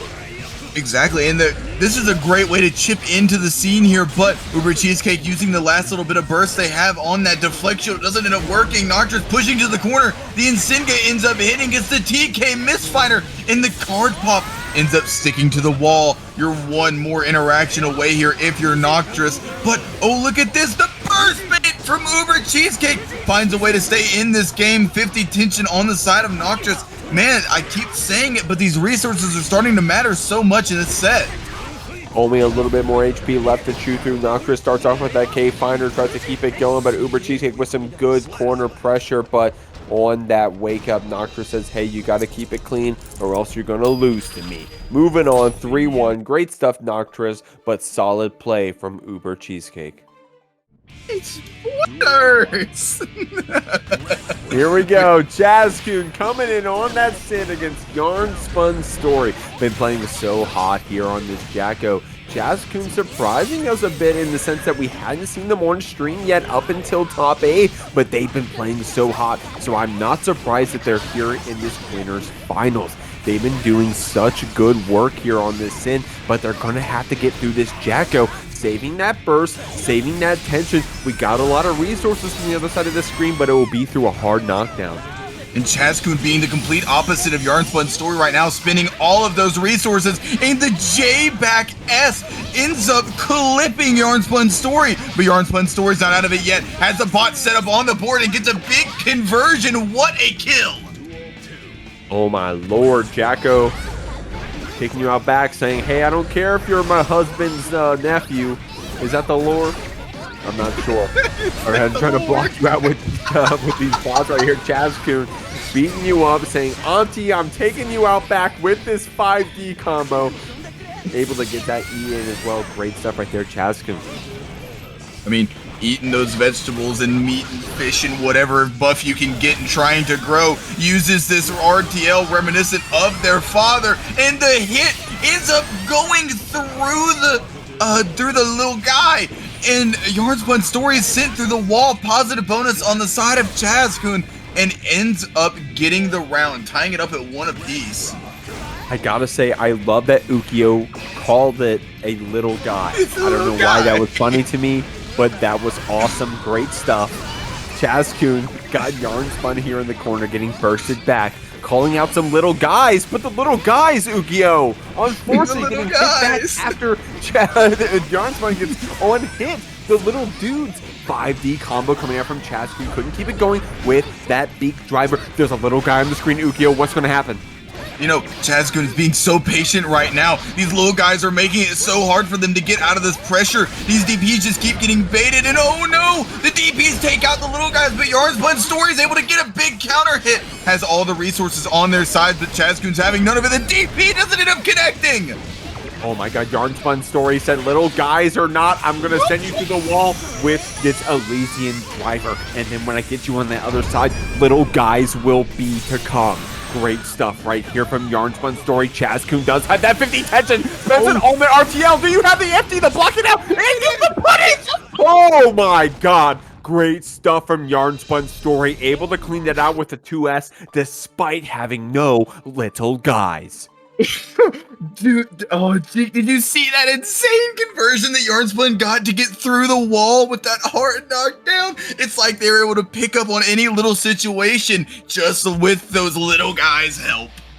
Little situations, little guys, little RTLs. I love what we're seeing out here so far. Yarnspun getting the first game here in Winners Finals, but we'll have to see what Chaz-kun has with that 2D round start. God damn, that was full screen. I had no idea that would connect. Yarnspun has the burst, the call out little guys. You saw 2 on the screen, but Chaz-kun already able to get rid of them. You know, and going into this super here really wants to break the wall, establish this pressure, has so much health on their side. The low ends up connecting, goes for a big neutral swing here, and that 2D round start converts into a perfect. Chaz-kun said, I don't care how many little guys or little men you have there on the screen. I'm still going to get this perfect. I'm still going to send you to the wall after this round start. Great stuff there, Chaz-kun. Spending that red RC to turn to a 5D combo. Yarnspun does have that burst, but oh my god, what a great backdash! stuff. Great the second and second. After that backdash, 2 backdashes back and forth, has a little guy, but he gets 6P. You gotta end up bursting from there. Chaz-kun has shown that they have the ability to convert in these situations. Uses the BRC, wants to catch Yarnspun out, but man, these defensive backdashers are so good right now. Little guy converts into a big combo, breaks the wall, and that damage is just piling on. Oh my lord. Little guy's only giving a little lead as Chaz-kun goes ahead and takes this second game. Even things up a bit here for us on this sin, saying, Auntie, I don't care. I don't care what my uncle taught me. I don't care if he rides me on the motorcycle for the intro of the anime. I gotta beat you up and your little men. Great stuff right there, Chaz-kun. Evening things up here in the Duel Academy. We're moving on to game 3. We gotta see what this Sin does. The 2D rounds are pretty good. We saw it right there again, but Yarnspun had the answer. You know, Yarnspun is doing such a great job controlling these responses here and using the defensive response, wanting to catch it, and this charged us. This mix is so incredibly scary right now. One wrong guess and you're getting sent through the wall. It seems like Yarnspun has a conversion for every situation. Dude, Yarnspun went for 2 burst baits that round. Chaz-kun didn't fall for either of them, but also never spent that burst and also lost that round. So Yarnspun right there has to make some adaptations, probably maybe also on the side of Chaz-kun. This round is going to get a lot different despite who wins it. Chaz-kun does have that 50 tension to spend, has it on this close slash hook stomp red RC pickup. Chaz-kun has that burst to spend to keep ourselves safe. Ooh. Does so on the go burst, but Yarnspun's got you in that counter hit kick. This mix is going insane. Has the bomb, decides to throw it, gets the 2K2D, but doesn't let the bomb go off. It doesn't get a chance to explode. Chaz-kun has resources back on their side and is able to take a round, tying it up once again like the set count currently is, 1 apiece. Oh my lord, dude. I saw that goal burst and I said, dog, you lost that round. But Chaz-kun said, hold on, hold my beer. I'm still going to keep it in here. Yarnspunstory, however, calling out those little guys. Able to break us through that wall the first time, but Chaz-kun picking us up on that round start, cashing out on that Tyrant Barrel. Yarnspun does have 100 tension to spend here. We'll have to see if they do so with these Elysian drivers on that whiff. Great stuff here from Yarnspunstory. It's the 50 meter on the side, decided to continue the combo. What a burst bait!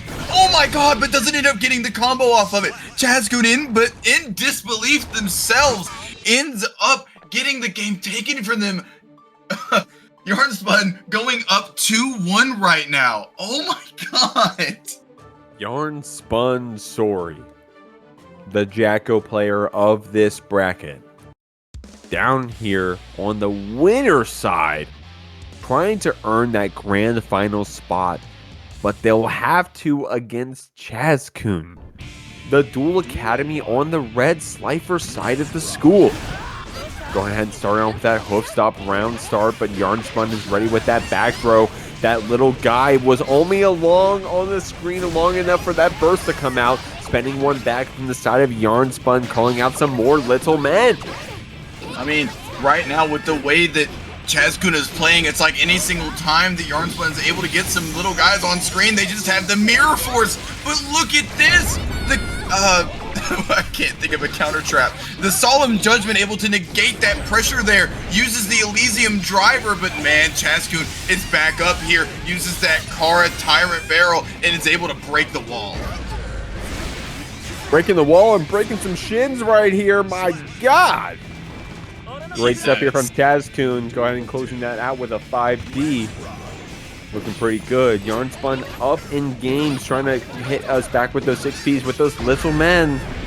But that cross-up counter hit looking pretty good here for Chaz-kun. Go ahead and sending you through with these Odamas. We got Odamas, we got Armored Dragons. We also got that 5H. Great stuff here from Chaz-kun. I mean, in this kind of set right now, if you're Chaz-kun, you're down a game, has to use the RTL, but he gets bursted!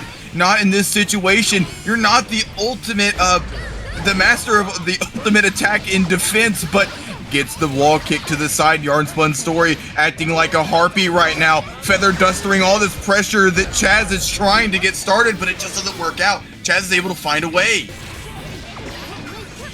Chaz trying to get something started right here, says, hold on. I got that RTL PRC, but Yarnspun clapping you back, evening things up, putting it on set point with these little guys, hitting you with that Odama magic attack, pushing you back, 2D counter hit, connecting. Chaz-kun here in the corner, blocking it out right there at the very end with those little guys with the first connect from Yarnspunstory. Man, these defensive options are coming out so well from Yarnspunstory. Isn't able to get the reversal super on that, and Chaz-kun has the stamina to convert into a big wall break here, does the backdash, and doesn't end up getting what they're wanting.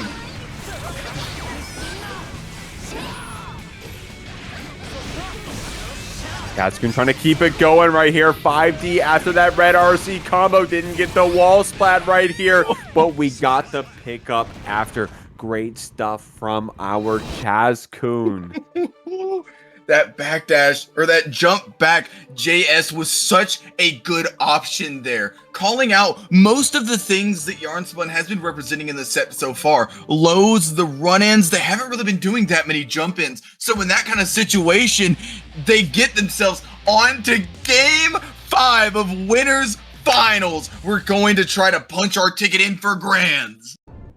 I like that from Chaz-kun, flipping that rivalry of Warlord, saying, hey, you can only have one type of monster on the map at a time, so you can't have more bots than one.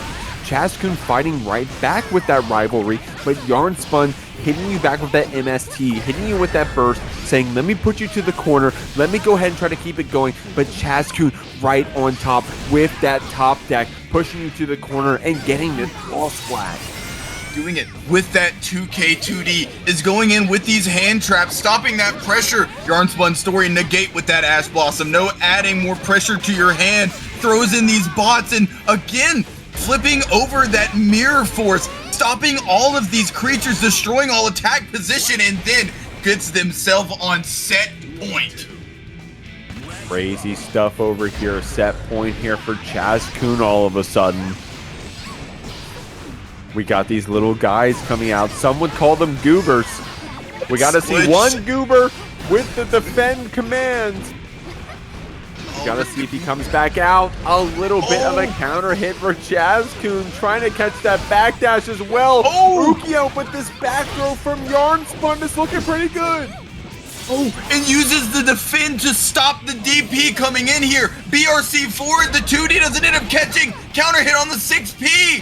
This neutral is so incredibly tense right now. Has to burst out. These 6Ps are doing so much work. And Yarnspunstory able to continue the pressure with the Wild Assault, pushing to the corner again. The Goobers, little guys, are now in attack position. And look at this. Yarnspunstory uses the Elysium driver, but it wins. God. Ticket, it'll be on that far slash from Chaz-kun. An unfortunate drop from Yarnspunstory, but the Sin players aren't upset about that one. Great stuff. Moving on. 3-2. I don't know if Enti will get away with as many of their projectile spams as they would against other players, because Noktriss is able to catch you out with that K Finder, with that S Finder. We'll have to see if that comes up or not. But right now, we're getting some back throws. We're getting this Bedman in the corner, and that's not a good place to be as Bedman. Of course, you've got that 2P to go ahead and push back out of the corner with 2-3 success as a special cancel. But if you don't have that 50 tension for the invincible reversal, it can be kind of hard. Noktriss trying to get something started right here, trying to get this Bedman back to the corner, but these error codes are pushing us back. Big counter hit from Noktriss here, able to get the pop-up off that Misfinder, hitting on the ground. And man, these throws are starting to rear their head again. Noktriss doing such a great job at representing them in this matchup. And Enti has the meter, has the ability, but no! The charge just doesn't end up getting hit. Not this time, at least. Great stuff right there from Noktriss, getting this first game on the board.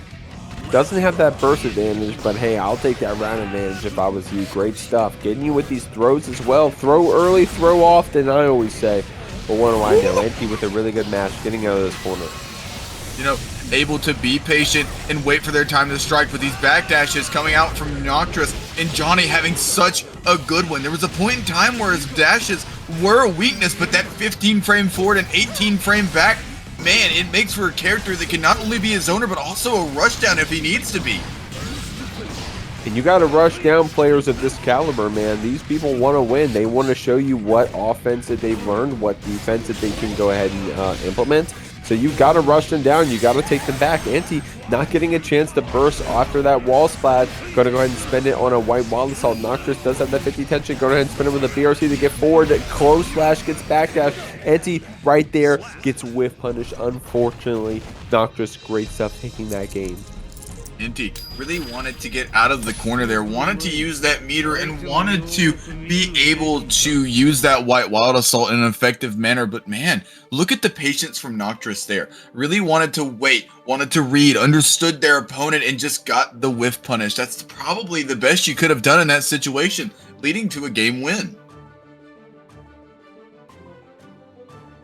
Moving on to this next game.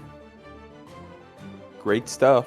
At this point in the top 8 as well, at least with these specific players, we know that we're going to stay on the same characters. Of course, when you're earlier on in the bracket, sometimes it's like, oh man, are they actually going to stay on this character, that character, whatever? We've seen some big swaps earlier on in the bracket, but this time we know it's going to be Johnny. We know it's going to be Bedman. We know what we have to expect in this next game. We just got to keep it up. We got to keep these adaptations going.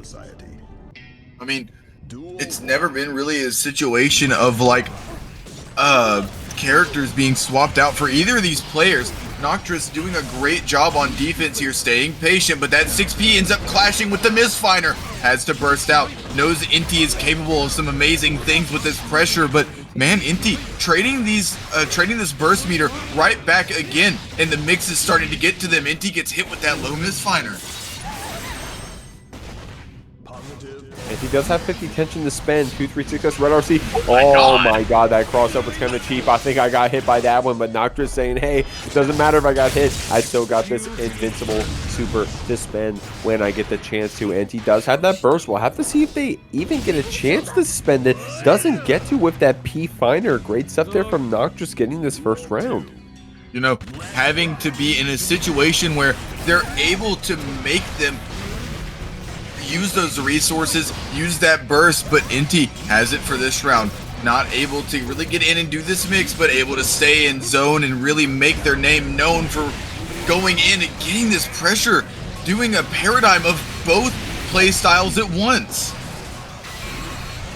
Taking this Noktriss to the corner, full charge, 5D, Ukyo, goddamn, Noktriss saying, hey, you're not going to take me out this round. I'm going to go ahead and BRC Drift 4, catch you with that close slash. Enti spending that burst right back, says, I don't want to die to that one. 6P not getting whiff punished today. Noktriss trying to get in, but man, we're getting projectile back so much. We did get that P finder right there, but the YRC buys us some distance. Enti trying to get something started, but the throw is going to take us out right here. Enti still in this corner, getting tick throw. Ukyo, how's it going to end up? It's looking like Street Fighter right now, tries to go for another throw, and it's a battle of momentum right now, and then Enti rushing up, giving Noktriss a taste of their own medicine, making them realize that they have a throw too. It's a universal mechanic.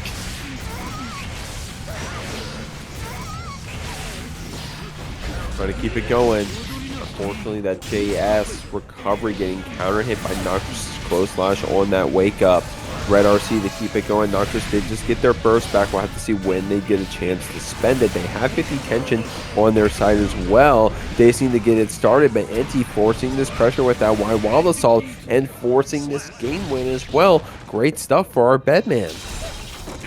Going insane there with that pressure. Enti showing that there's a reason why they're in this top 8. There's a reason why they're able to compete at this high of a level, and tying up the set 1-1. You know, as I was saying, it's a battle momentum. It's a battle of swaying and changing your options to be able to adapt. Enti still able to use that burst meter how they want with that white wild assault, but in a way that Noktriss just isn't expecting. Able to change up their pressure, go for more aggression, and you can only block so long versus a player like Enti.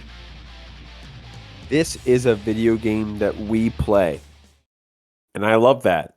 Great stuff to both of our players. Enti coming out here on this Bedman, playing so hot, evening up the games. Noktriss getting you with this guard crush card. I love that too. Doing that misfinder cancel back instead of going just for a K finder in your face. Enti now having to guess when Noktriss wants to go for those special cancels and if they are going to go for them at all. You know, setting up the zoning playstyle again. You're in a situation where you're even able to outrange characters like Johnny. And look at that, the JS able to connect, gets the big vacuum in, goes for the big overhead, but it's not what hits. It's what happens after that gets the big hit, and counter hits being traded back and forth. Noktriss gets the side switch, but oh no, the combo doesn't end up sticking. You know, what is going to stick is this bed to the wall. Unless, of course, we got some good Abara to get back out of that corner. Good red RC pickup. Noktriss is going to spend that burst, feeling pretty confident about winning this round. Enti getting on top of you, that wide wild assault, but the threat of the invincible super means that Enti gives up that corner carry a bit. We only need one more hit to get it on that P-Finder PRC. We're going to get close slash a bit. Enti going to go ahead and get sent to this wall. Great stuff, Noktriss. That was looking like a close round right there. Very close on both sides, and Enti starting to be able to sprinkle in these backdashes, trying to call out Noktriss on those grabs and on those Mistfinders without abilities to make them safe. But man, Noktriss doing such a great job taking precautions and adapting mid-game, mid-round even, after understanding that they're wanting to go in for these grabs, but the reversal super ends up hitting, ends up letting them get back on. And the big super and the card super doesn't end up connecting. Working on connecting right now, and I don't blame you for going for it, right? Because especially Bedman and specifically Enti loving to go for those pins, for those error codes, full screen, for those projectile zoning. It can go ahead and catch them sometimes. Noktriss, however, able to get this next pickup and able to get that throw, putting us on to that last game, potentially moving on to game 4. We're up 2-1 right now, but Enti playing pretty hot on this Bedman, doing some good stuff. We'll have to see if we can keep it up on the side of Noktriss. You know, it's definitely not over till it's over. Enti has come back from dire situations before, but Noktriss just so smothering with this pressure and offense in neutral, showing that Enti can try and get this zoning game all they want. Enti can try to back up, but man, Noktriss and Johnny just throwing out these Mistfinders, throwing out these normals, and essentially nullifying that pressure. Move on to this game 4. We'll have to see. We got this Bedman champion trying to get in right here with these empty hop lows. Noktriss getting some distance, but to the advantage of the Bedman, getting needled back, getting arrow coded back, catching you on that Mistfinder 4 with that far slash. We're still keeping on to that burst. We'll have to see if we get a chance to spend it. We're going to do so through that full charge 5D, but good stuff, Enti, for landing that in the first place. Nice counter here from Noktriss. The spacing ends up working out in Noktriss's favor, getting missed by that YRC. I will say though, on that charge dust, if you finish the combo, you now get positive bonus. And I think that's why Noktriss is wanting to burst. Doesn't want to give Enti a chance to be able to mix as much as they have been. And it even worked out, because look at where we are now. Positive bonus on the side of Noktriss, able to keep that Mistfinder safe. PRC's forward and catches the backdash. TK Mistfinder to put themselves on set point. Man, that was looking like a Bedman round for a second as well, but great stuff, Noktriss. Like you said, putting us on set point. Counter hit 2S right there for Enti. He's going to take Noktriss here to the corner, but we will get that burst first, it seems like. Even if we're getting error coded back, we're going to spend another deflect shield, but Enti with a good bait. Oh, wow. Noktriss able to see through and block all of this mix that's coming in. Overhead after overhead, follow-up after follow-up. There's only so much you can block for if you're anybody. Going off in the 7 golden letters for the side of our Enti here. Still set point for Noktriss, but looking good for our Bedman. White wall assaulting in to keep that pressure going. Deflect shield this time going, rather not getting punished by the side of Enti. But we're getting that next pickup. We're getting that red RC. Noktriss getting carried to this corner. Not enough the wall splat. Good blocks as well on that overhead, but not on the frame trap. Enti's going to take you to the wall. Big follow-up there, does a lot of damage, but Noktriss BRC's forward, gets the drift upwards, and goes for the grab, but Enti showing they have a grab of their own, and gets the needle follow-up. We're going to another game 5. See, we're over here, guys. You can't hear him, but he's saying, man, no way it's going to another game 5. He's saying, man, oh my gosh, no way. He's sending me private messages right now saying, no way, it's game 5 again. But it is. It's game 5 again. And I'm not upset that it's game 5. You know, we're going to this top 8. Both of these players want it so bad. And that's, you know, when you get to this point in the bracket, you have to be the kind of person that's going to say, hey, maybe I haven't played against Bedman before. Maybe I haven't played against Johnny before. Maybe I haven't played against a player like this before. But I'm willing to make those adaptations because I'm trying to get through. I'm trying to graduate. I'm trying to show up at that Got Good Gala. You know, Noktriss is going so incredibly hard right now, showing that they want a spot in that Gala. I mean, a better spot, getting past and getting better seating in general, but they're already in it. And both these players showing a little bit of a glimpse of what our matches could look like. Gets these dash cancels, goes in for a grab, and Enti so aware, able to get that backdash and no burst this time. Positive bonus for our Bedman. BRC Drift 4 getting that air throw. A lot of our players tonight have been showing that good cross-up JK right there from Noktriss. Great stuff. Error codes coming out for the side of Enti. Good throw. Noktriss won't have a chance to burst, but will have a chance for that deflect shield. Great option right there. Only one more hit to take it for the side of our Enti, and we do so with that pin, and all of a sudden we're on set point. Enti able to fight and claw back. The White Wild Assault starting them out here, able to get a big amount of lead on the table and giving Noktriss a taste of their own medicine. These throws have been coming out so far a lot in this bracket. The JS ends up getting them and goes for the PRC upwards, but it doesn't work. Another counter hit, another amount of pressure, another big situation.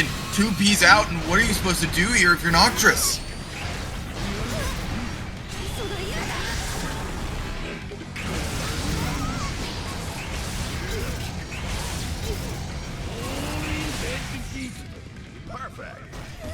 There it is. Enti able to take the game with a perfect, able to adapt and able to change over time, and really shows how heads up of a player they are, though. Noktriss able to provide nothing but close games throughout this entire set, and showing how they got to losers semis, but next it's a losers final. Enti versus Yarnspunstory.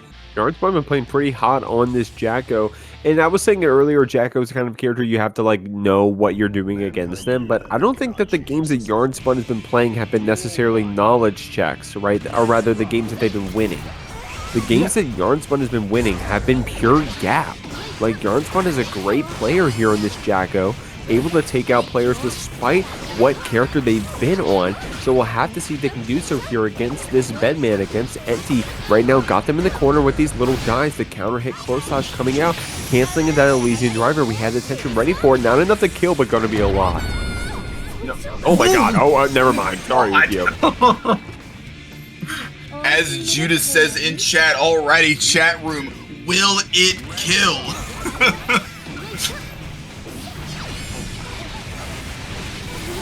What great rushdown game plan here. Enti going in, getting this rushdown of their own, but oh no, the grab doesn't work. We get another back throw incident, as we've been seeing all day. You get pushed back from the deflect shield, but not your bot's able to get the big follow-up there.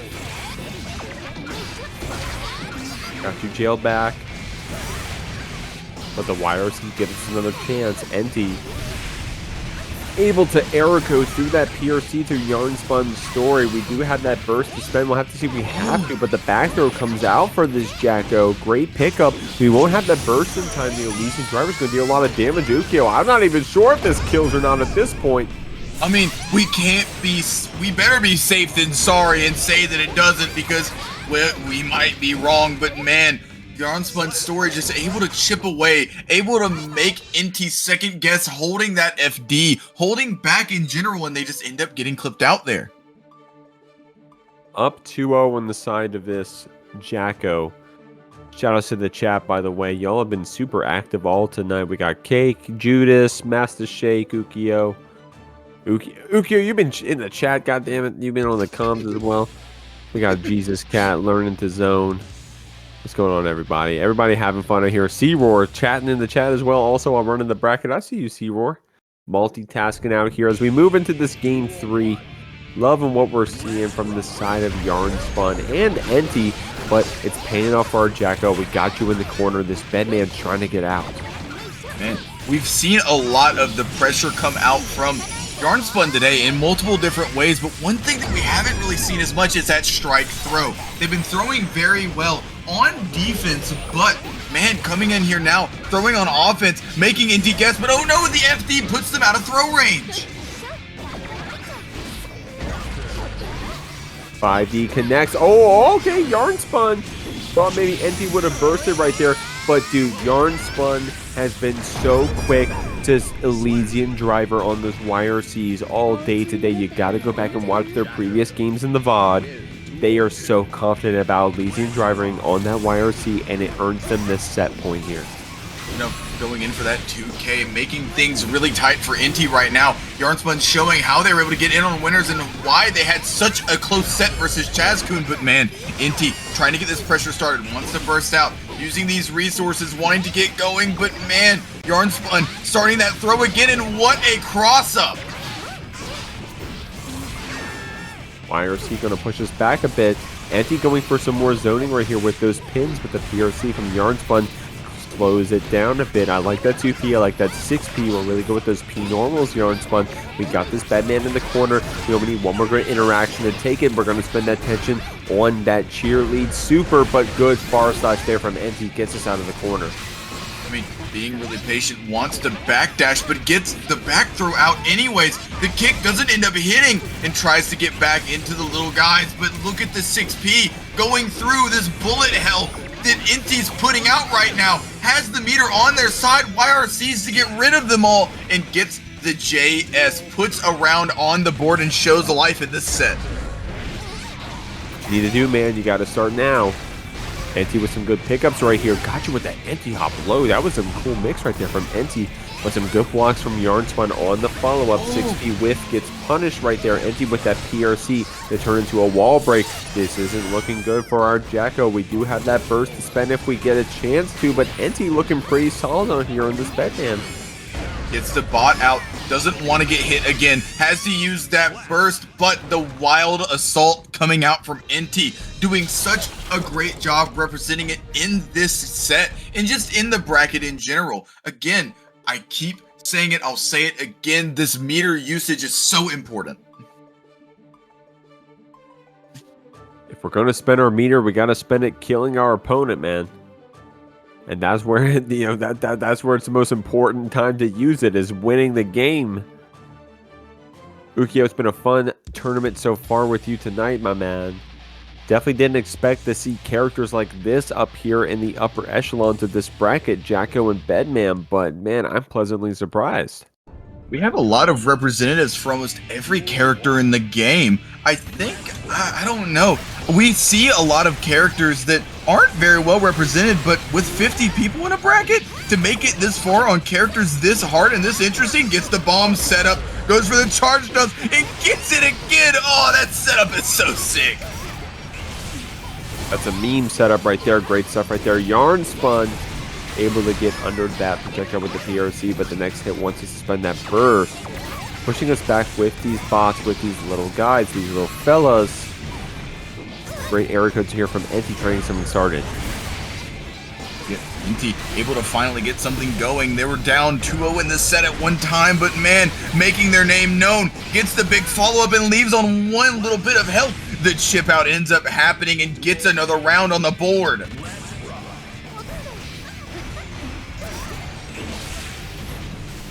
Error codes coming out. Enti getting this pickup with 2-3 Try to go for that throw I think I saw right there, but Yarnspun's going to counter hit you on it. Got you with these bots, these little fellas getting you picked up with that command attack. You got to block these out. YRC does get rid of the bots, does get you out of the corner, but Yarnspun does have a lot of tension to use here. You know, as you've been saying, this 2-3-6S, it's really been coming out well, almost making for more success, not just 2-6-3, you get the joke, it's whatever. Goes for more pressure here, has the bots on the screen. The little guys end up getting wet out by the wild assault. Gets the Kobe from downtown, but the jump throw, the mix ends up happening and able to block the burst, or able to block the reversal super. Yarnspunstory on set point. Dude, I think that was actually an FD cancel on our jump normal from Yarnspunstory, so great stuff right there. Heads up play reacting to that invincible reversal there from Enti. We got you in the corner. You're holding these bots, trying to press us back. Yarnspun does have tension to spend, is going to do so on that 2D. Does so in the double cheer lead right there. Great stuff right there. Enti trying to get out of this corner, but we're getting beat up by these bots, Ukio. It's so hard to get anything going, especially with these bots inside of your face. They make all the mix that Jacko does so hard to read and so ambiguous as a whole. The backdash after the wild assault makes it to where Enti isn't punished, but this life is slowly falling off of Yarnspunstory. Goes in for the mix, the JD on the overhead. The 6B doesn't end up connecting. The BRC forward gets a throw, but look at that health increase. The sandwich pressure is starting, has the wild assault of their own pushing into the corner, but look at this Enti, not out of it yet. Wants that grand finals trip and puts us on game 5. Dog, we were one hit, one piece of chip away from losing that set, but Enti, however, well timed that 2P and brought us to that game 5. That is insane. Man, it makes for such a close set whenever you have players battling out like this. I believe the last 3 or 4 games we've had today are like last 5 out of 4 games, or 4 out of 5 games, I swear I'm not going insane, have been 2-3.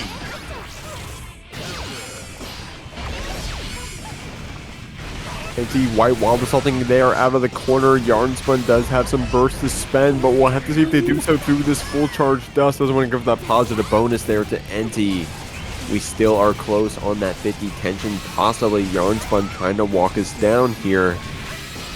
You know, the 6P there coming out, making for this zoning of offense just so oppressive. Yarnspunstory not able to get in, and Enti, as quick as they were down 2-0, has made themselves on set point. Yarnspunstory getting a big jump in, sets the little guy down, but the throw doesn't end up connecting. The counter hit 2D is going to lead to a lot of damage though.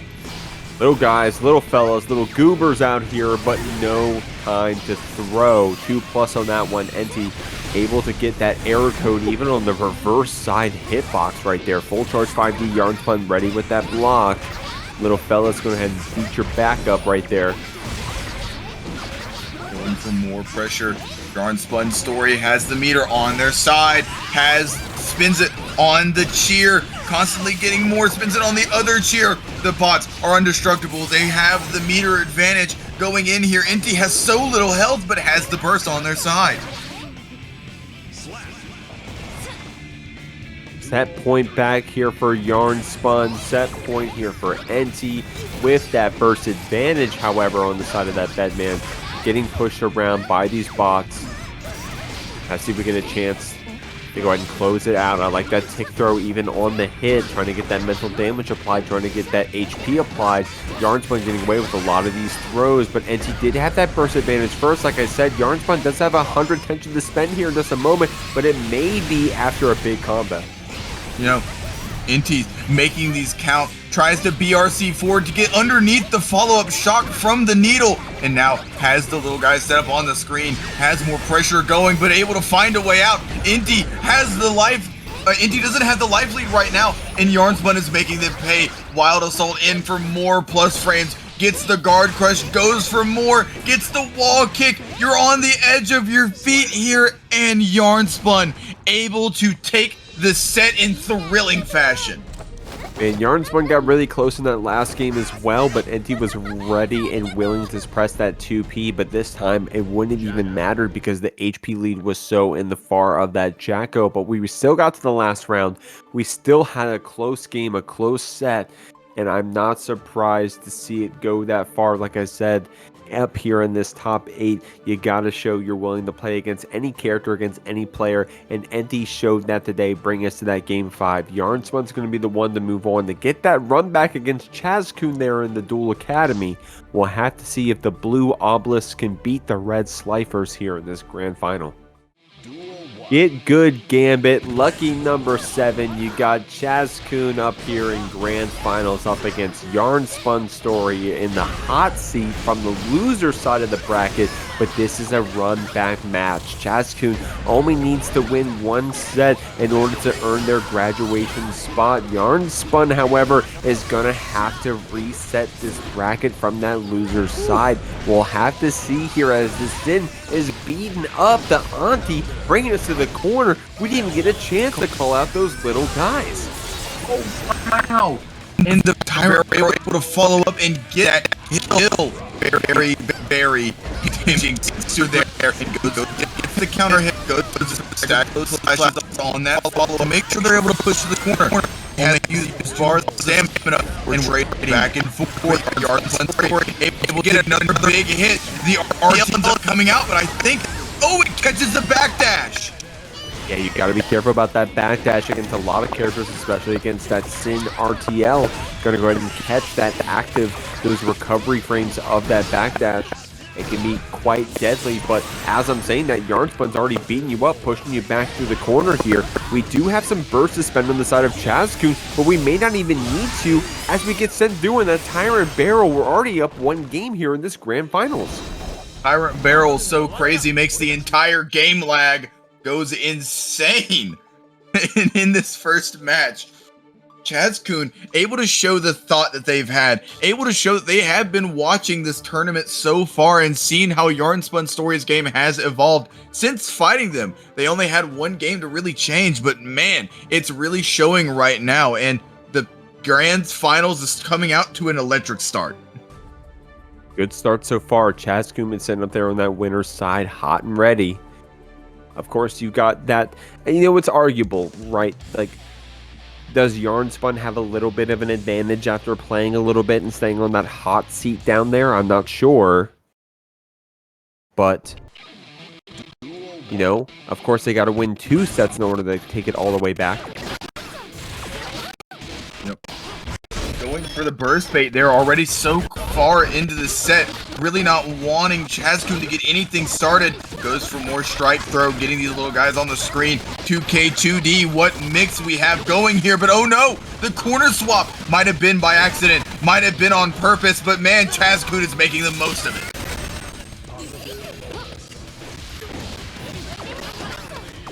Push back here to the corner. Holding these little guys. Blocking out all this pressure. Great stuff right here, but you got to get hit eventually. Yarnspun going to show you how it hurts. We do have that burst on the other side. Chaz-kun down around, but does have that meter advantage. What a backdash. Gets a big counter hit, and Yarnspun is back on defense again. Has to use that burst to get out of the situation. Goes for the overhead, but doesn't elect to use that meter. Has the meter for the follow-up, and the charge does. Cashes out on that mental stack, and really has... Oh my god, look at that damage. Good damage. PRC drift forward. Good stuff. Yarnspun walking around with a ball. We're going to get caught by this RTL. Eating up that life total right now. And now we have the 2D coming out from full screen once again. Gets the big overhead, and Yarnspun's back on offense again after blocking, after doing some insane mix. Oh my god! Has the other jump to get out of the situation. Low for Chaz-kun, able to carry to the wall, but only gets the counter hit after dropping the combo. Hard knockdown. Yarnspun does have the attention to spend. Going to show you on that YRC. Has the burst as well. Going to go ahead and wait a second before they spend it. Chaz-kun needs only one more hit, one more good combo to take it. Let's see if Yarnspun gives them a chance to do so. Chaz-kun has that burst for a second chance.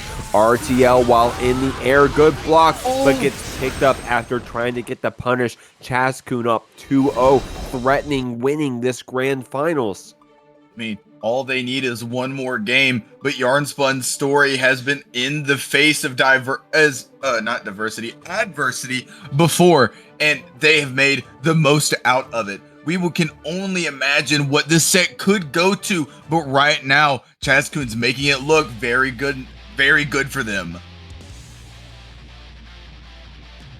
The auntie is on babysitting duty right now. And come to find out, she can't control this toddler. Chaz-kun playing so hot on this Sin. Got you with that punish to start off. The burst connects for the side of Yarnspun. Got these little guys out, but not through the face of this Hawk Baker. No, Chaz-kun able to really get in, get more pressure on the board, and keeps the burst on their side. But the backdash on the overhead stops anything from going in further, the YRC. But look at this Elysium driver, been represented so much by Yarnspunstory, and what a cash out. All that damage from one move. It better give you that much damage on 50 tension right there. Good stuff. Yarnspun right there baiting that burst, or at least attempting to, but Chaz-kun holding on to it, saying, hey, I don't want to go ahead and spend it and get it wasted. Because Yarnspun was looking for that bait. Great stuff here. We ended up spending it early here in this round. Yarnspun trying to get things started, but that good 2K Abara from Chaz-kun fights back. Oh no, 6P after 6P layering on, and look at that shield command. Able to make the best out of that situation, calling out that DP, gets the PRC air grab, goes for more pressure from afar, and Chaz-kun able to catch up, but doesn't end up getting the burst bait. I think I might have saw FD down there, but it didn't end up working out. These RTLs have been going crazy right there from Chaz-kun, however, and able to do so in the corner, turning into a wall break, but Yarnspun not able to get that kill right away. The burst on a pixel. The 6P calming down that toddler, saying, hey, you can't just jump at me, homie. You can't just try to get me for free. I'm going to calm you down. I'm going to get a game on the board. Great stuff. Sometimes it's grandma that's got to put belt to ass and stop that big amounts of toddler energy. But man, Chaz-kun is making it so hard to be caught. These 6Ps are making such a big amount of difference in this game, stuffing all these jump-ins that Chaz-kun is going in for, and it's something that I noticed inside of that winners finals match. It's good to see Yarnspun constantly evolving, constantly changing, and adding those into their game plan. Let's see what we got here. Starting off strong with that burst. Chaz-kun trying to Hawk Baker through. Yarnspun baiting that burst after that whiff, rather that punish on the DP. Great stuff. We got this toddler here in the corner saying, sit down, I'm putting you in timeout. Yarnspun with some good stuff here. Both players whiffing, but Chaz-kun getting this next pickup. Going in for more damage here. Chaz-kun showing why they have a lead in this set. Tries to go for the Roman cancel, but it doesn't end up working out. Has 50 meter on their side, and we've seen how Enti, they already used that, and it gets baited out. Yarnspun is making a really quick work of Chaz-kun right now. And doing so with a lot of anti-airs, right? We just saw that with 6P right there on the round start. Pretty confident about trying to anti-air here, but getting a counter hit to follow up. Little guy beating us up a bit. Yarnspun on top with that wild assault, building up that tension for some mix if we get a chance to spend it. Going to do so on that cheer command. Chaz-kun getting out of this corner, however. Able to find a way out, but man, these bots just aren't getting destroyed. Little guys are holding their own, and the throw ends up happening. Yarnspunstory is doing such a great job right now of representing so many layers of pressure, but gets the Tyrant barrel and goes through the wall. Baits the Elysium driver, and this is going to be a lot of damage, Cheek. Enough damage to win the round. Great stuff there from Chaz-kun, man. Oh my god, Yarnspun does have this burst to spend, however. I mean, one round away from both these players to either continuing the set or win the tournament. Chaz-kun puts themselves on tournament point with that set, but Yarnspunstory is having absolutely none of it. Tries to walk forward, the backdash gets caught by the active close slash, has the meter to go from wall to wall, but doesn't end up completing the combo. The Elysium driver ends up coming out, but doesn't have the meter to complete it. Has 50 meter on their side, but may not be able to get up the kill, doesn't have the stamina to confirm, and the 6P ends up coming out. We're in Yarnspunstory's pressure now. Yarnspun trying to keep this in the bag, but Chaz-kun only needs one more good interaction to win the Get Good Gambit. Number 7 tries to RTL through those bots, but Yarnspun was ready with the punish. 100 tension to spend, PRC to start it off. Air throw into red RC. We got the burst, but not in time. Yarnspun brings us to game 5. Man, gets the burst as soon as that close slash connected. Yarnspunstory was on their back feet for so incredibly long, but they're able to stay composed, stay calm, get their pressure, and go in with more insane mix. Oh, and look at this! You're raiding at the perfect time, Medikit. We're so happy that you were able to raid and able to come in here. I really hope you had a good time at the wild ride, but Chaz-kun and Yarnspunstory are giving us a wild ride of their own. It's definitely a ride over here, man. Yarnspun spending that burst. Chaz-kun trying to get in here with that stamina cancel counter hit. Not enough to send you to the wall, but a great tech. Both of our players so ready. We've played so long here in this grand finals that at this point we're ready for anything. We're ready for this text. We're ready for this overheads. PRC to keep your throw safe. Great stuff there from Yarnspunstory. My God, look at this though, so aware on defense, stopping anything that Yarnspun wants to do, and Chaz-kun able to push to the corner, keeps it going with the Roman cancel, gets the low, but the back throw! Yarnspunstory has been representing it so much, but the DP able to come out like an infinite impermanence! No cards on our side of the field, so we can activate it from our hand. Great stuff there from Chaz-kun. Moving here on to set point again. Yarnspun trying to get something started. We are down the game. We can get to our side deck here. We can go ahead and try to put in some of those counter cards. Going to spend that burst. Chaz-kun getting pressed back with the Hawkmaker coming out crazy. These DPs are making for so much work right now in this set. Gets this side switch from Yarnspunstory, but it doesn't end up working out. Gets a big amount of damage on the board, and Chaz-kun has the resources, has the Tyrant Barrel, ends up breaking the wall with the clean hit, and you have your champion! Chaz-kun able to take it in a very shocking and thrilling fashion. Get Good Gambit 7's graduate and champion! It was so much fun to commentate and watch, and we could not congratulate everybody more, from everybody who made top 8 to everybody who signed up in general, was willing to come out into this beginner bracket and really put yourselves out here and experience competition at a higher level than just tower or casual. My name is Yukio, and I'm so happy to be here. Thank you so much, Jeep, for being here. Why don't you shout out what you do for people who don't know? Man, I'll just say this, that I play the best fighting game, Guilty Gear Strive. If you like what you saw today, and you think that this looks fun and you want to get into it, check out Guilty Gear Strive. It's got to be one of the best fighting games out there in terms of appearance, in terms of visuals, in terms of the music, in terms of character identity, and that's what you have to, I mean, I don't know, man. There is no better fighting game to get into than this one. There's so much to learn, so much to do in training mode, so much to do by yourself, so much to do with your friends. This is the game to play if you want to get into fighting games. Check it out. That's the one we were playing today, Guilty Gear Strive. And if you want to learn and you want to play with some beginners and you want to go ahead and get into it, check out the Get Good Gambit. This has been a fun tournament. Thank you, Ukio, for having me.